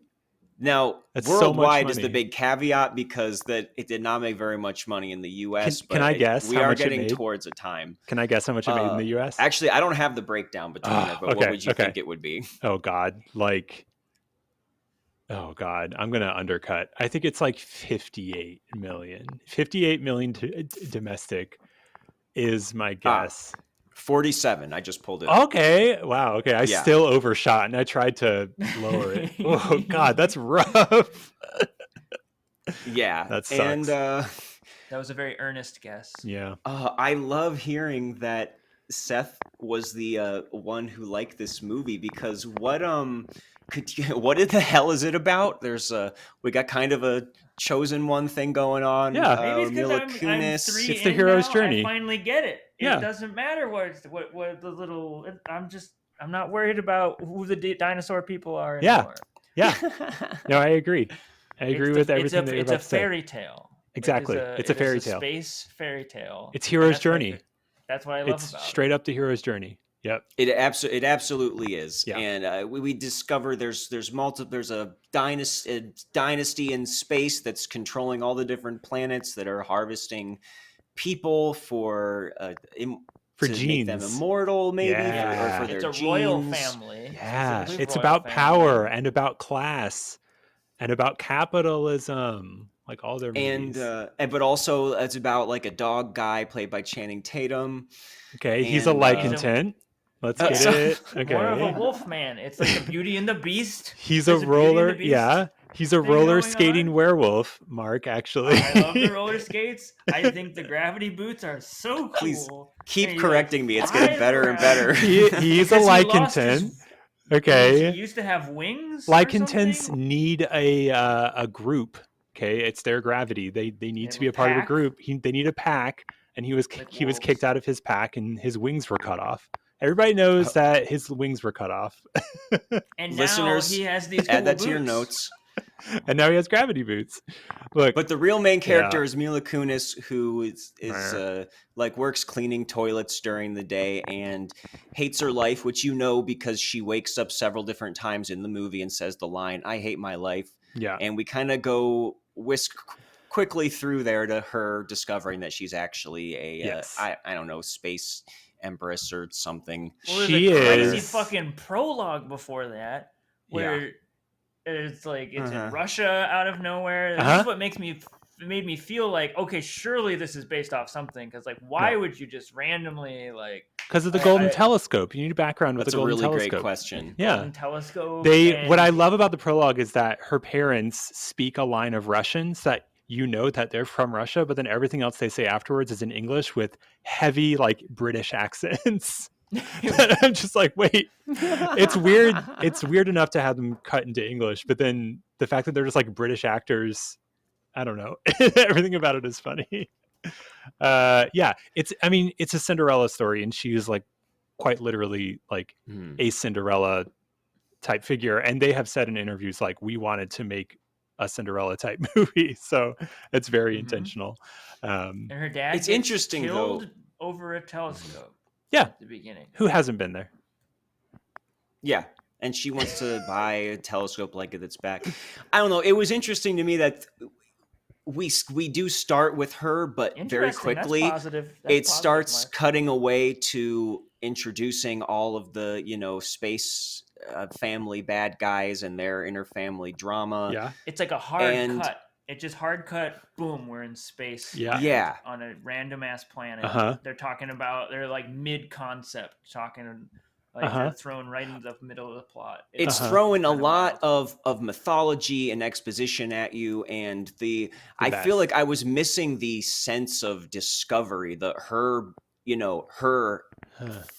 getting to experience this all for the first time and the awe of it, and the starting with Harry Potter, and then suddenly a guy, letters start coming down the chimney, and then he's whisked away and you learn about the land along with him. I really feel like this one was just kind of just vomiting mythology at us wherever it could at different points, and exposition. Yeah, Mark, how else are going to people know what to pay attention to? You got to give them But it's not even her finding it out. It's like she just becomes another like thread of many that just start being thrown at us. It moves really fast. It moves really fast. Like there is not this like, movie is Harry over Potter's a like good that. Example of one. Yeah. We have to stop invoking Harry Potter in this podcast about the Wachowskis, two incredibly artistic, well-known trans women, please. But I do know that he has become the sort of like a millennial hero's journey example. That's really important. But but they take fucking forever in the Sorcerer's Stone to like belabor like a letter. Oh, what could it mean? You mean the thrill of excitement and discovery and putting you in his shoes. Here's what I'll say. Yeah, I agree with you. If the Wachowskis were not if I wasn't already in the bag for the Wachowskis and I didn't already love their minds and their like visual style, would I like this movie as much? I don't know. Like it's an impossible thing to know for sure. I think it's my least favorite of their movies by a whisker. I really, really like this movie. I would give this movie an 8 out of 10. And it's my least favorite of theirs. Like, I just think it's really great. And I think the originality is what's so great about it. For me, the biggest downfall of this movie is Mila Kunis. I'm so sorry to Mila Kunis. I agree. I don't think she's very good in this movie. And I think generally speaking, the movie is not very well cast. I think that the cast in this movie has a hard time selling what they're trying to sell, and it comes back to what you were saying just about the exposition dumps that have to happen and everything. I think when you get to the action sequences, rad. Like there's that long chase scene at the Magic Hour in Chicago with the skyline, like beautiful stuff. Everything's blue and orange. And I actually think Eddie Redmayne is fantastic in this movie. That's very controversial, I know. But he knows what kind of movie he's in, and he's like going for it. I think everybody else is trying to figure out where they're at. I think Sean Bean is good in this movie, but he's in like a different kind of movie. I think he's like kind of taking it too seriously. And I love in the plot he's at. And I love Mila Kunis in general. And I think she shows me that she can be a good actress because in Black Swan, I think she's incredible. But I don't think she's very good in this movie. And I think it's a tough sell to make her the main character because I just don't think she really gets what the deal is with this character. And it's hard to know what the deal is.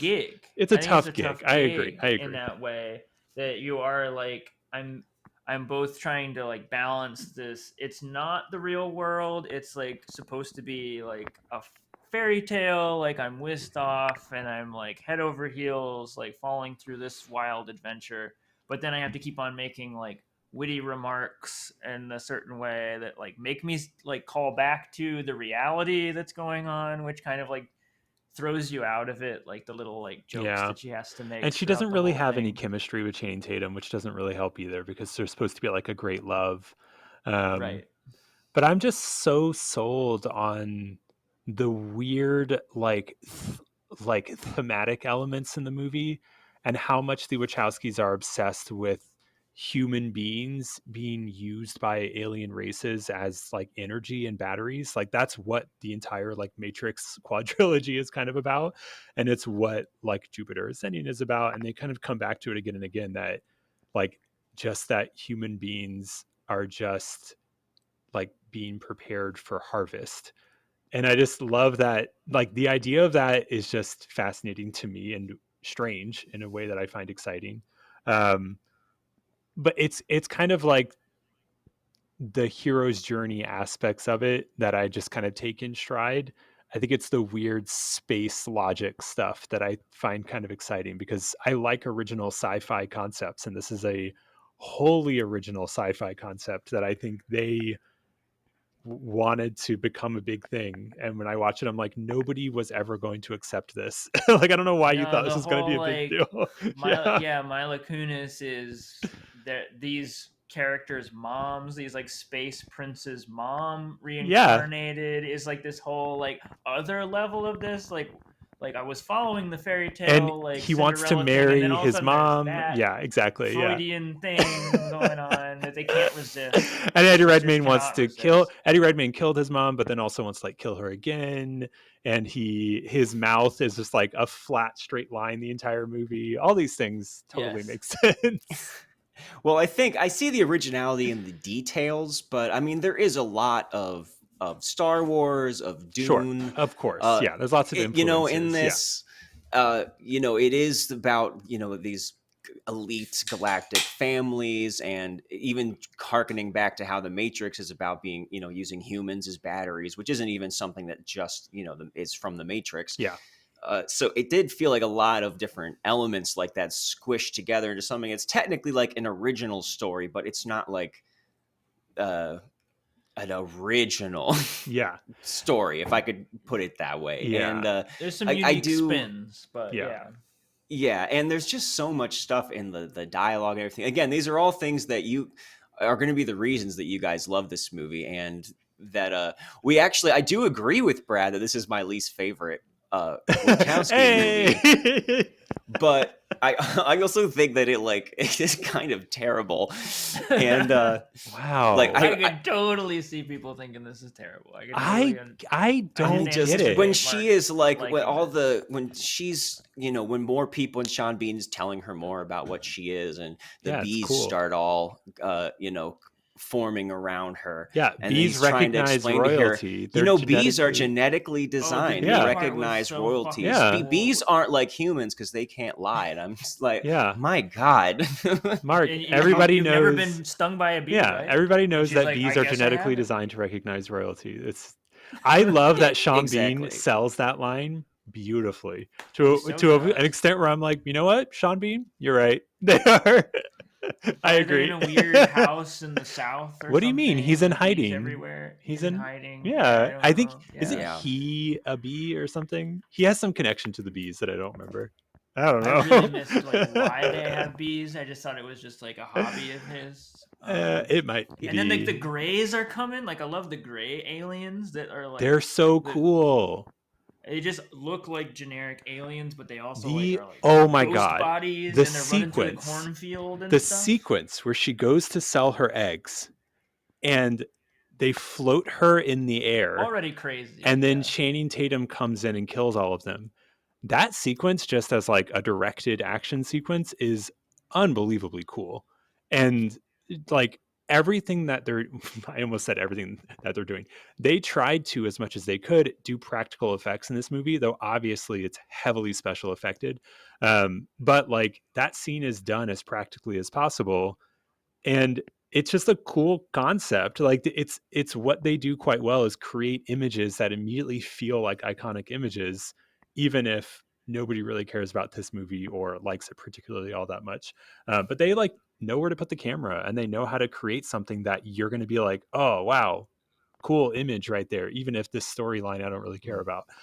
More of their they're like visual. crazy editing in that scene too, because they like so good. have the whole sequence play out, like the action sequence, and then they like go back and show that like before it happened, Well, something happened where they like it's the Eddie guy, the Redmayne space watching prince it came too. and he like paused the moment, and like there was like another thing that happened. Like it's like When very, Eddie Redmayne very is sci-fi. watching it back again and then pauses it, and they're all just frozen in front of him, and he's like in a hologram room amidst them. I don't know. All that stuff is so cool to me, where again, I'm just like, the idea that you came up with these like visual concepts is inspiring to me. It's incredibly inspiring to me that your brain operates in this way, that mine wouldn't even know how to go in that like direction. And that's why I think we don't get original shit like this at this scale anymore. And maybe this movie is a reason why it was stopped. But like, I because it often wonder lost a if lot the of money. sisters are to blame in a certain Yeah, way, but but like we need to be championing. We need to be championing like real original stuff like this whenever we can, even if on a story level we're like, oh, it's trite or it's confusing or it's whatever it is. I just think if we don't champion stuff like this, then we're not going to get original stories anymore. And that feels overwrought, but it's kind of true if you look at the slate of movies that we have all the time. It's all what it is. And so That's like I'll exactly take my anything like conflict this.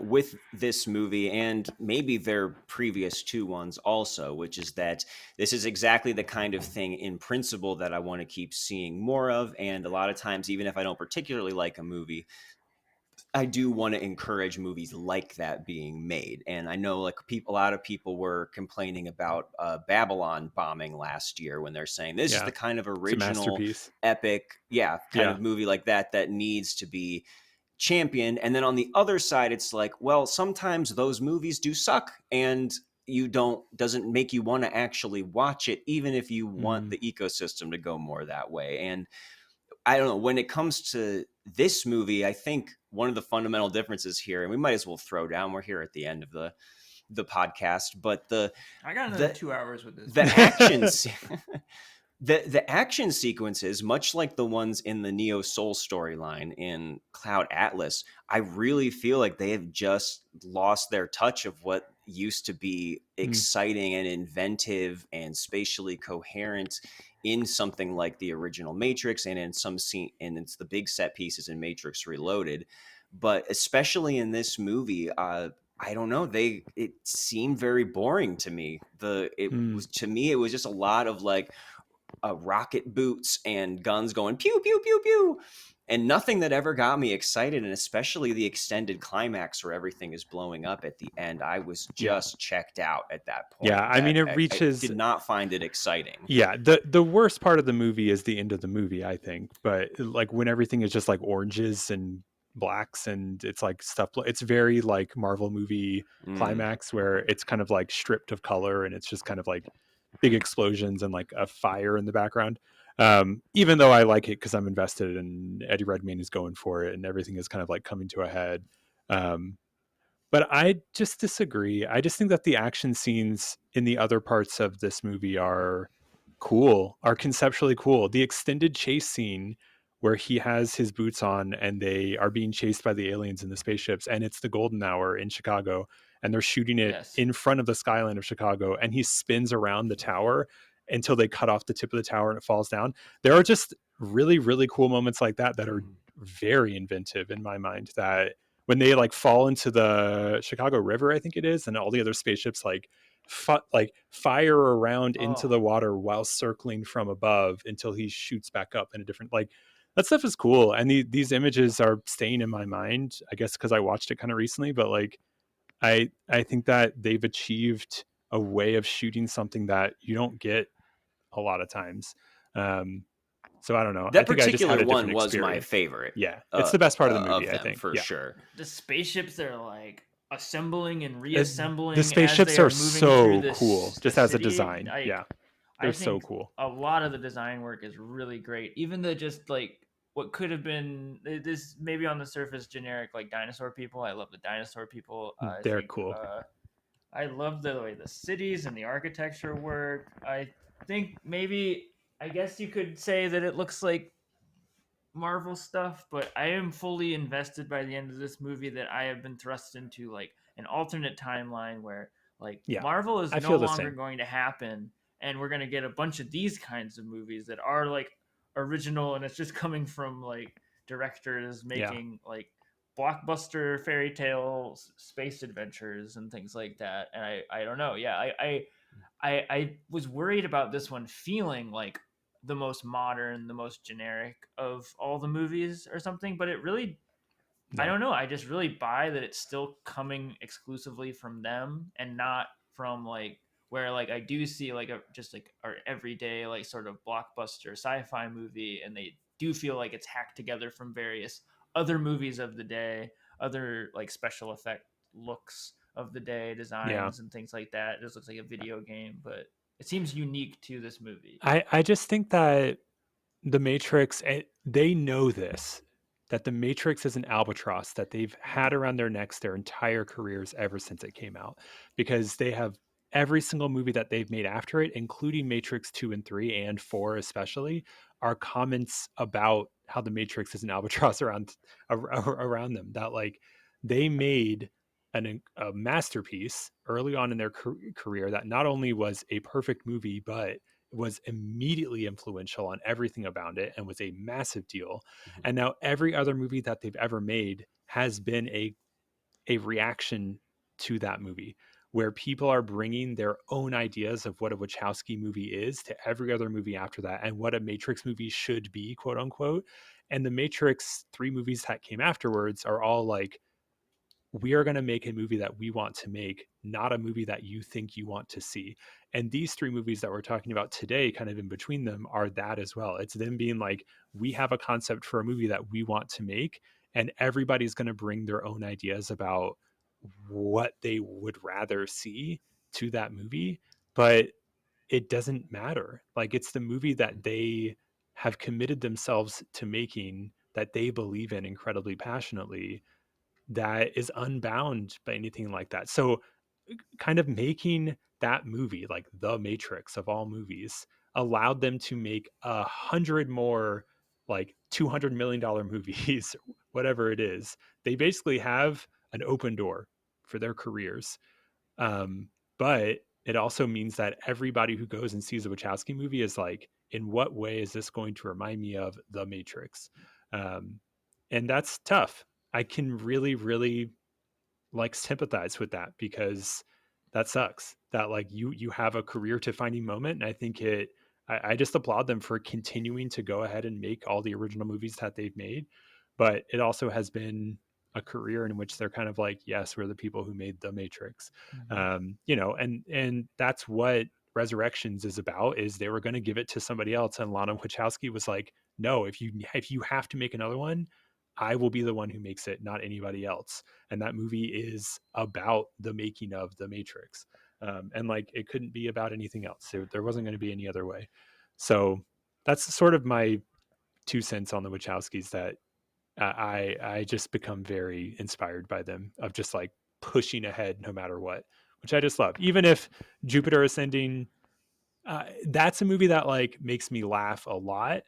And like you were saying, Mark, about Cloud Atlas, I'm like, I don't know how much my laughter is intentional, but I'm laughing because I'm having a great time. And I'm just like, these people who came up with this idea are crazy, and God bless them. It's kind of how I feel about it while I'm watching it.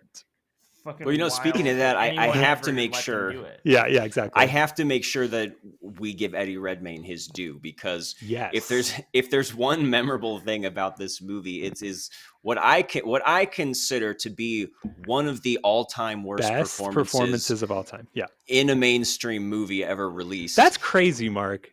Come on. And I don't think that he's the main bad guy in this. Who talks like this? Oh, I love that. You would talk like that too if you were then him. He yes.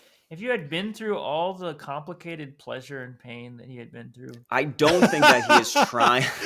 Seth is really trying to sell this. Yeah. I don't think that he's trying to be campy Killing or one's mother. He 100% is trying to or be campy. self-referential. No, I see Wow, okay. actual. I see him making a aesthetic decision with the voice and everything, but everything is very deeply felt as far as trying to get pathos and earnestness and be this iconic kind of villain. Literally, I laughed every time he opened his mouth, and I know that was not what they were going for. See, I agree with Mark, but I liked it, and I like that you like it, but you think it's like. I think more he's of trying to camp be a performance. campy sci-fi over-the-top villain, like most sci-fi villains, which I could think see it. is great. No, I don't see him like eating up the scenery here. It's just a really bizarre, almost like gravity he's trying to give it, where every line is like his ambient is just kicking in, and then he'll suddenly scream that Everybody I create life, Yeah. But I destroy life also. I feel like It if is- that I was love in it. Dune, people would have been like, Look, whoa. Anyone When- listening, pull it up on YouTube, watch the clips right now, and decide for yourself. It is flamboyantly terrible. Anybody who's and this is the listening- guy, this is the guy who specializes in middlebrow Oscar bait stuff, where he gets Oscars for playing a trans person or a disabled person.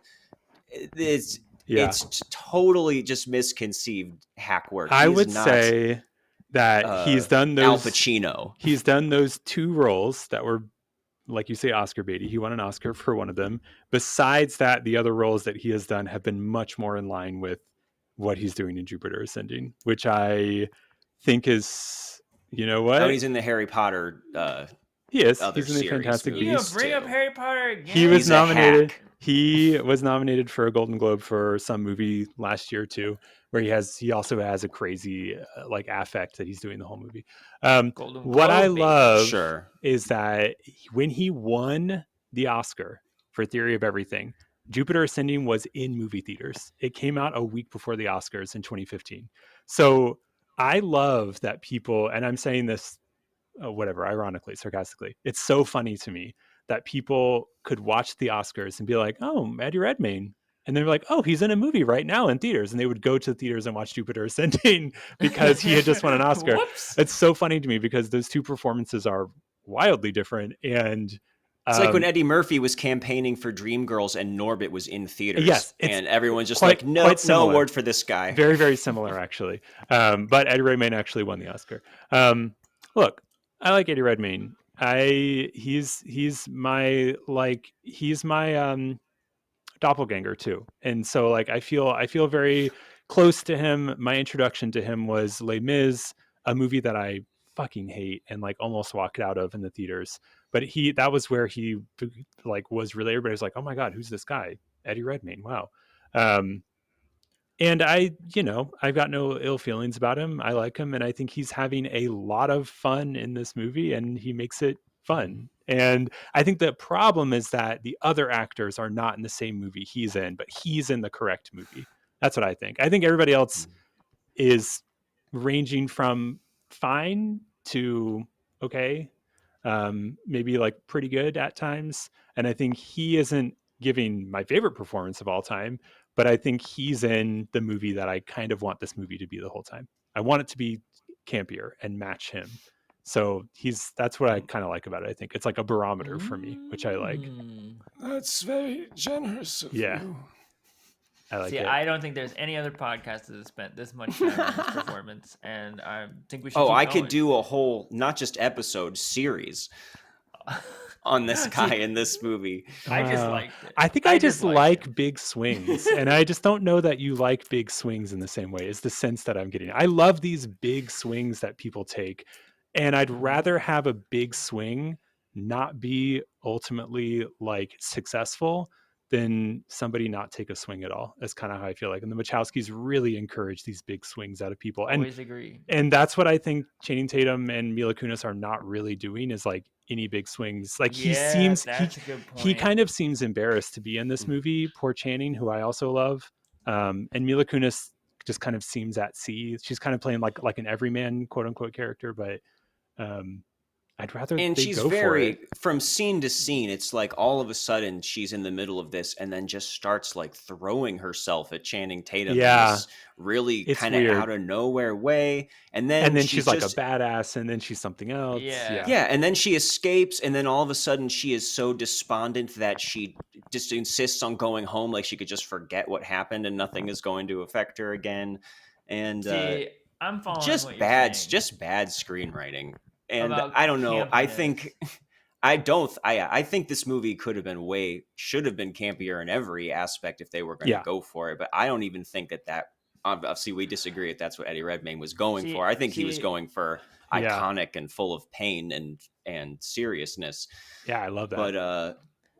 But again, big swing. I totally agree. Like, not like I don't want to anybody lampooning the movie, because like I think the earnestness is what makes it work. Like, Yes. being like invested in the like Disney princess aspect of it is great. It's just, I think, yeah, like what you're touching on is like what is kind of lame about the performances is like they should be putting something more in, even if it doesn't work. Like Channing Tatum, like just like throwing in a weird affect to the way that he speaks, or like something more. He should have the barked. Performances.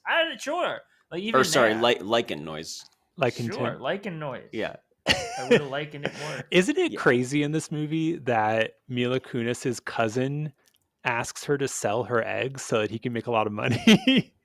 And that's I just want to point out how crazy that is. An inciting incident. Like, yeah, the inciting event of this movie is that her cousin convinces her to sell her eggs. No, every other movie would have her go to the grocery store to pick up eggs, and then the aliens attack. And isn't it crazy that her cousin is an Australian who's kind of doing an American accent, but not really? And they're also Russian.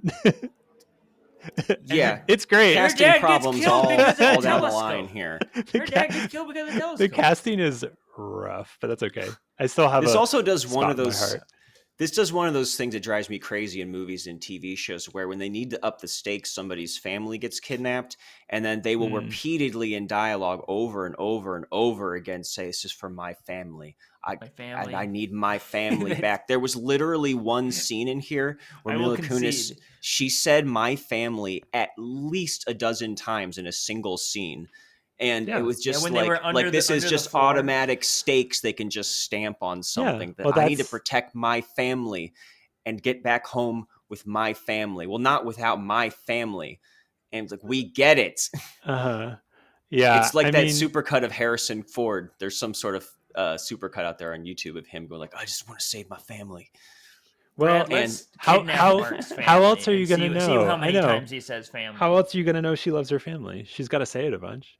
There's no way to know. No, there's no way to know otherwise. I don't know. These things don't bother me. I guess I'm not like, I mean, like, I agree with you. I'm not like, you're wrong. I'm just like, yeah, but whatever. Like, these like screenwriting quirks don't bother me as much because they're visual stylists and they're coming up with these original ideas that obviously harken back and are referential and all this kind of stuff. But like, they're coming up with original stories that I am grateful for.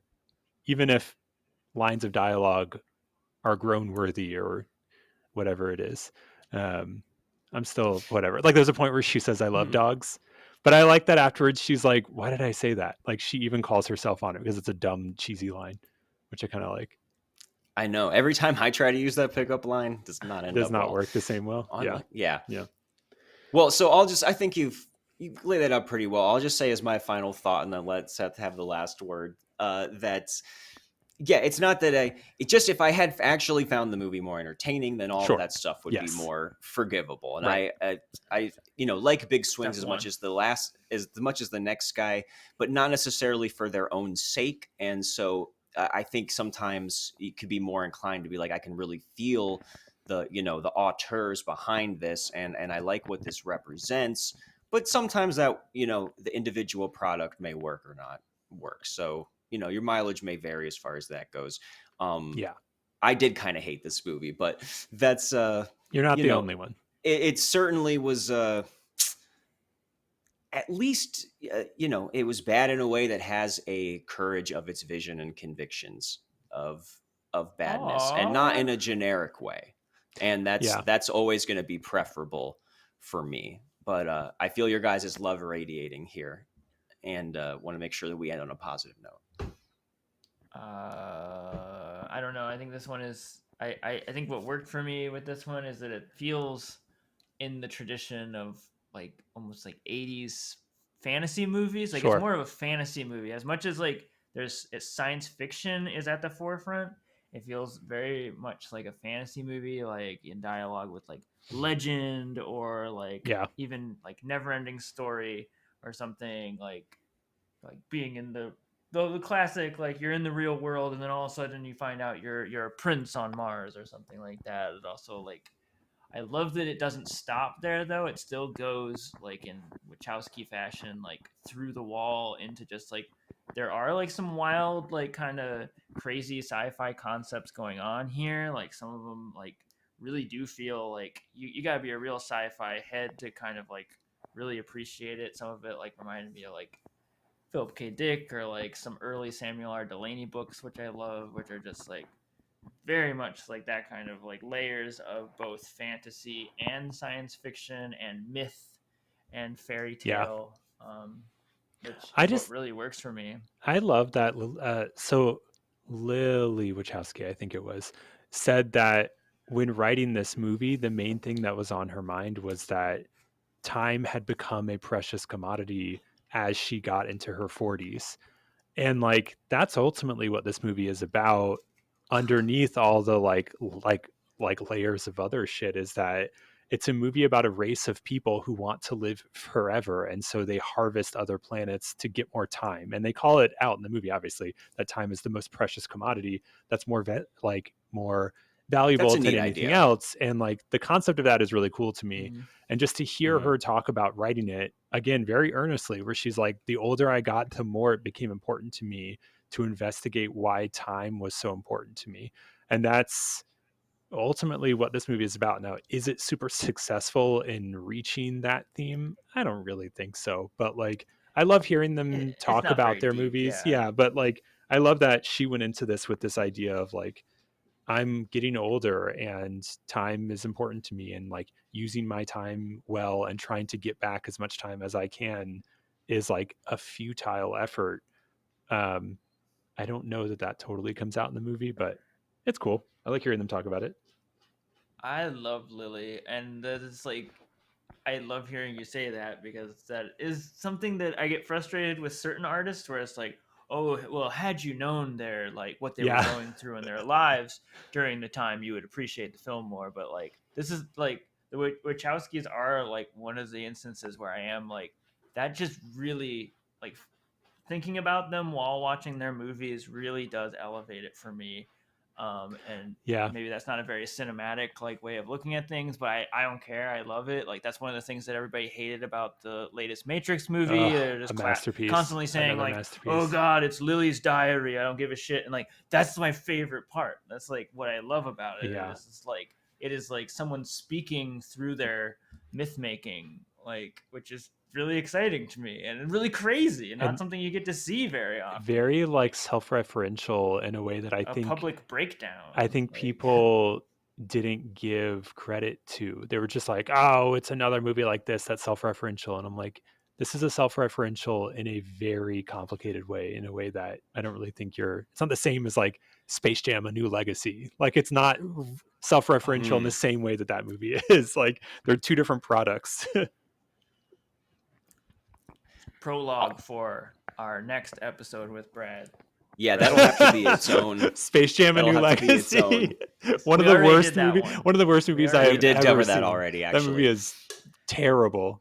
That is one of the worst movies. One of the most seen. like cynical movies I've ever seen. Oof. Yeah, rough. Opposite of no argument there. Yeah. All right. Yeah. Well, Brad, thank you so much for so graciously taking my negativity and lack of an inner child. I'll take it. And just complete lack of childlike innocence. And but I do want to make sure I encourage everybody to go to wigwagmag.com, where you could read Seth's essays as well as anything else. I mean, this at the time of recording here, this won't come out for a little bit, but is there anything in particular going on there, or anything you want to tease with a issue coming up? We just published our 25th issue last week, so we're at number 25, and then we just publish a new issue every other month. I always say honestly, it's just me, but there's a new issue that comes out every other month, so we'll have a new one coming out in June, and then August, October, etc., etc. Wigwagmag. Is there a theme? .com. No, there's not a theme for the next couple of issues, and I don't remember upcoming ones.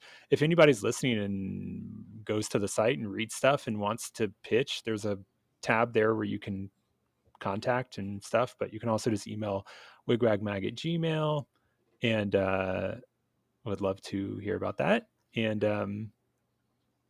that's where Wigwag is at right now, is 25 issues, and they're all archived, they're all there, and they're all good. Yeah, they are. Like, I feel like Wigwag is like bypassing some of the bullshit of Letterboxd and just going straight to what I love on Letterboxd, which are like the personal stories. Yeah. Personal stories of like, okay, yeah, like this is a dumb movie, but it means a lot to me because X was occurring in my life whenever. I love that. What I love about Letterboxd is that it's a what's the right word? Like a wild, wild west of bullshit. And anytime that anybody's like, Letterboxd is so stupid, it's just people making dumb jokes, I'm like, yeah, that's what the website is for. Like you're criticizing it for something that you want it to be. It's clearly just a website for you to put a pithy remark that doesn't really mean anything. Or you can also write a 10-page essay about how much this movie means to you. All of that's perfectly okay. Like, that's what it should be. I don't want it to be anything else. I want it to be a place where I can watch a movie I think is a masterpiece and then go on Letterboxd and be like, I farted during this, and just like make something stupid. Who cares? Like, I gave it 5 stars. Who cares? Like, it's a record. It's not anything else. That's my soapbox. Yeah, and you can find whatever kind of the commentary circle that you're looking for. Exactly, right. Like anything else. So you know what? People should keep their opinions to themselves more often. Right. I'm just kidding. Try finding that in the IMDb comment section. Can I just say too that Film Fest, my podcast, we have our next season dropping in May and June.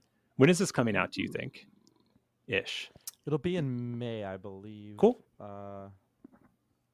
Sick. Let's see. Actually, I could be wrong. It could be early May, I would assume.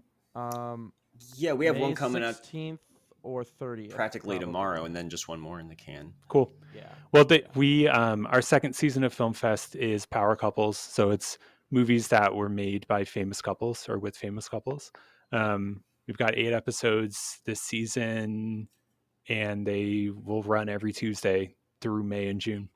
So you can find that anywhere on podcast platforms. It's called Film Fest, and you will enjoy it. That's my plug. Cool. We will link to that in the episode description. Oh, yeah. Fun. You will enjoy it. All right. Well, all good things must come to an end. Boo. Just like the Wachowskis' career. No, they're going to make another movie What is again. coming up next? They're going to make another movie again. Lily Wachowski, if you're listening to this, I want you to connect with your sister, Alana Wachowski, again and make another movie, and I will watch it opening day. That's my final plea to the Wachowskis. And you know what? Do it with a $40 million budget. Make it like Bound. I want to see Bound Reloaded. Don't listen to Marc. Lily. Lily, if you're listening, don't listen to Marc. That's your past. No. Leave your past in the past. Make a $200 million epic that Marc hates, and I will love. Please. Please. Haven't they made enough of those? No. More.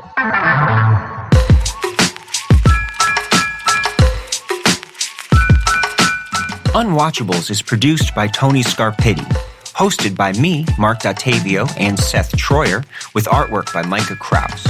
You can find Seth and I on Letterboxd under Marc Dottavio and Sloth Troyer. You can also check us out at unwatchablespod.com for links to our Twitter and Instagram, or support us on Patreon for bonus content and to have a say in what we watch. Thanks for listening.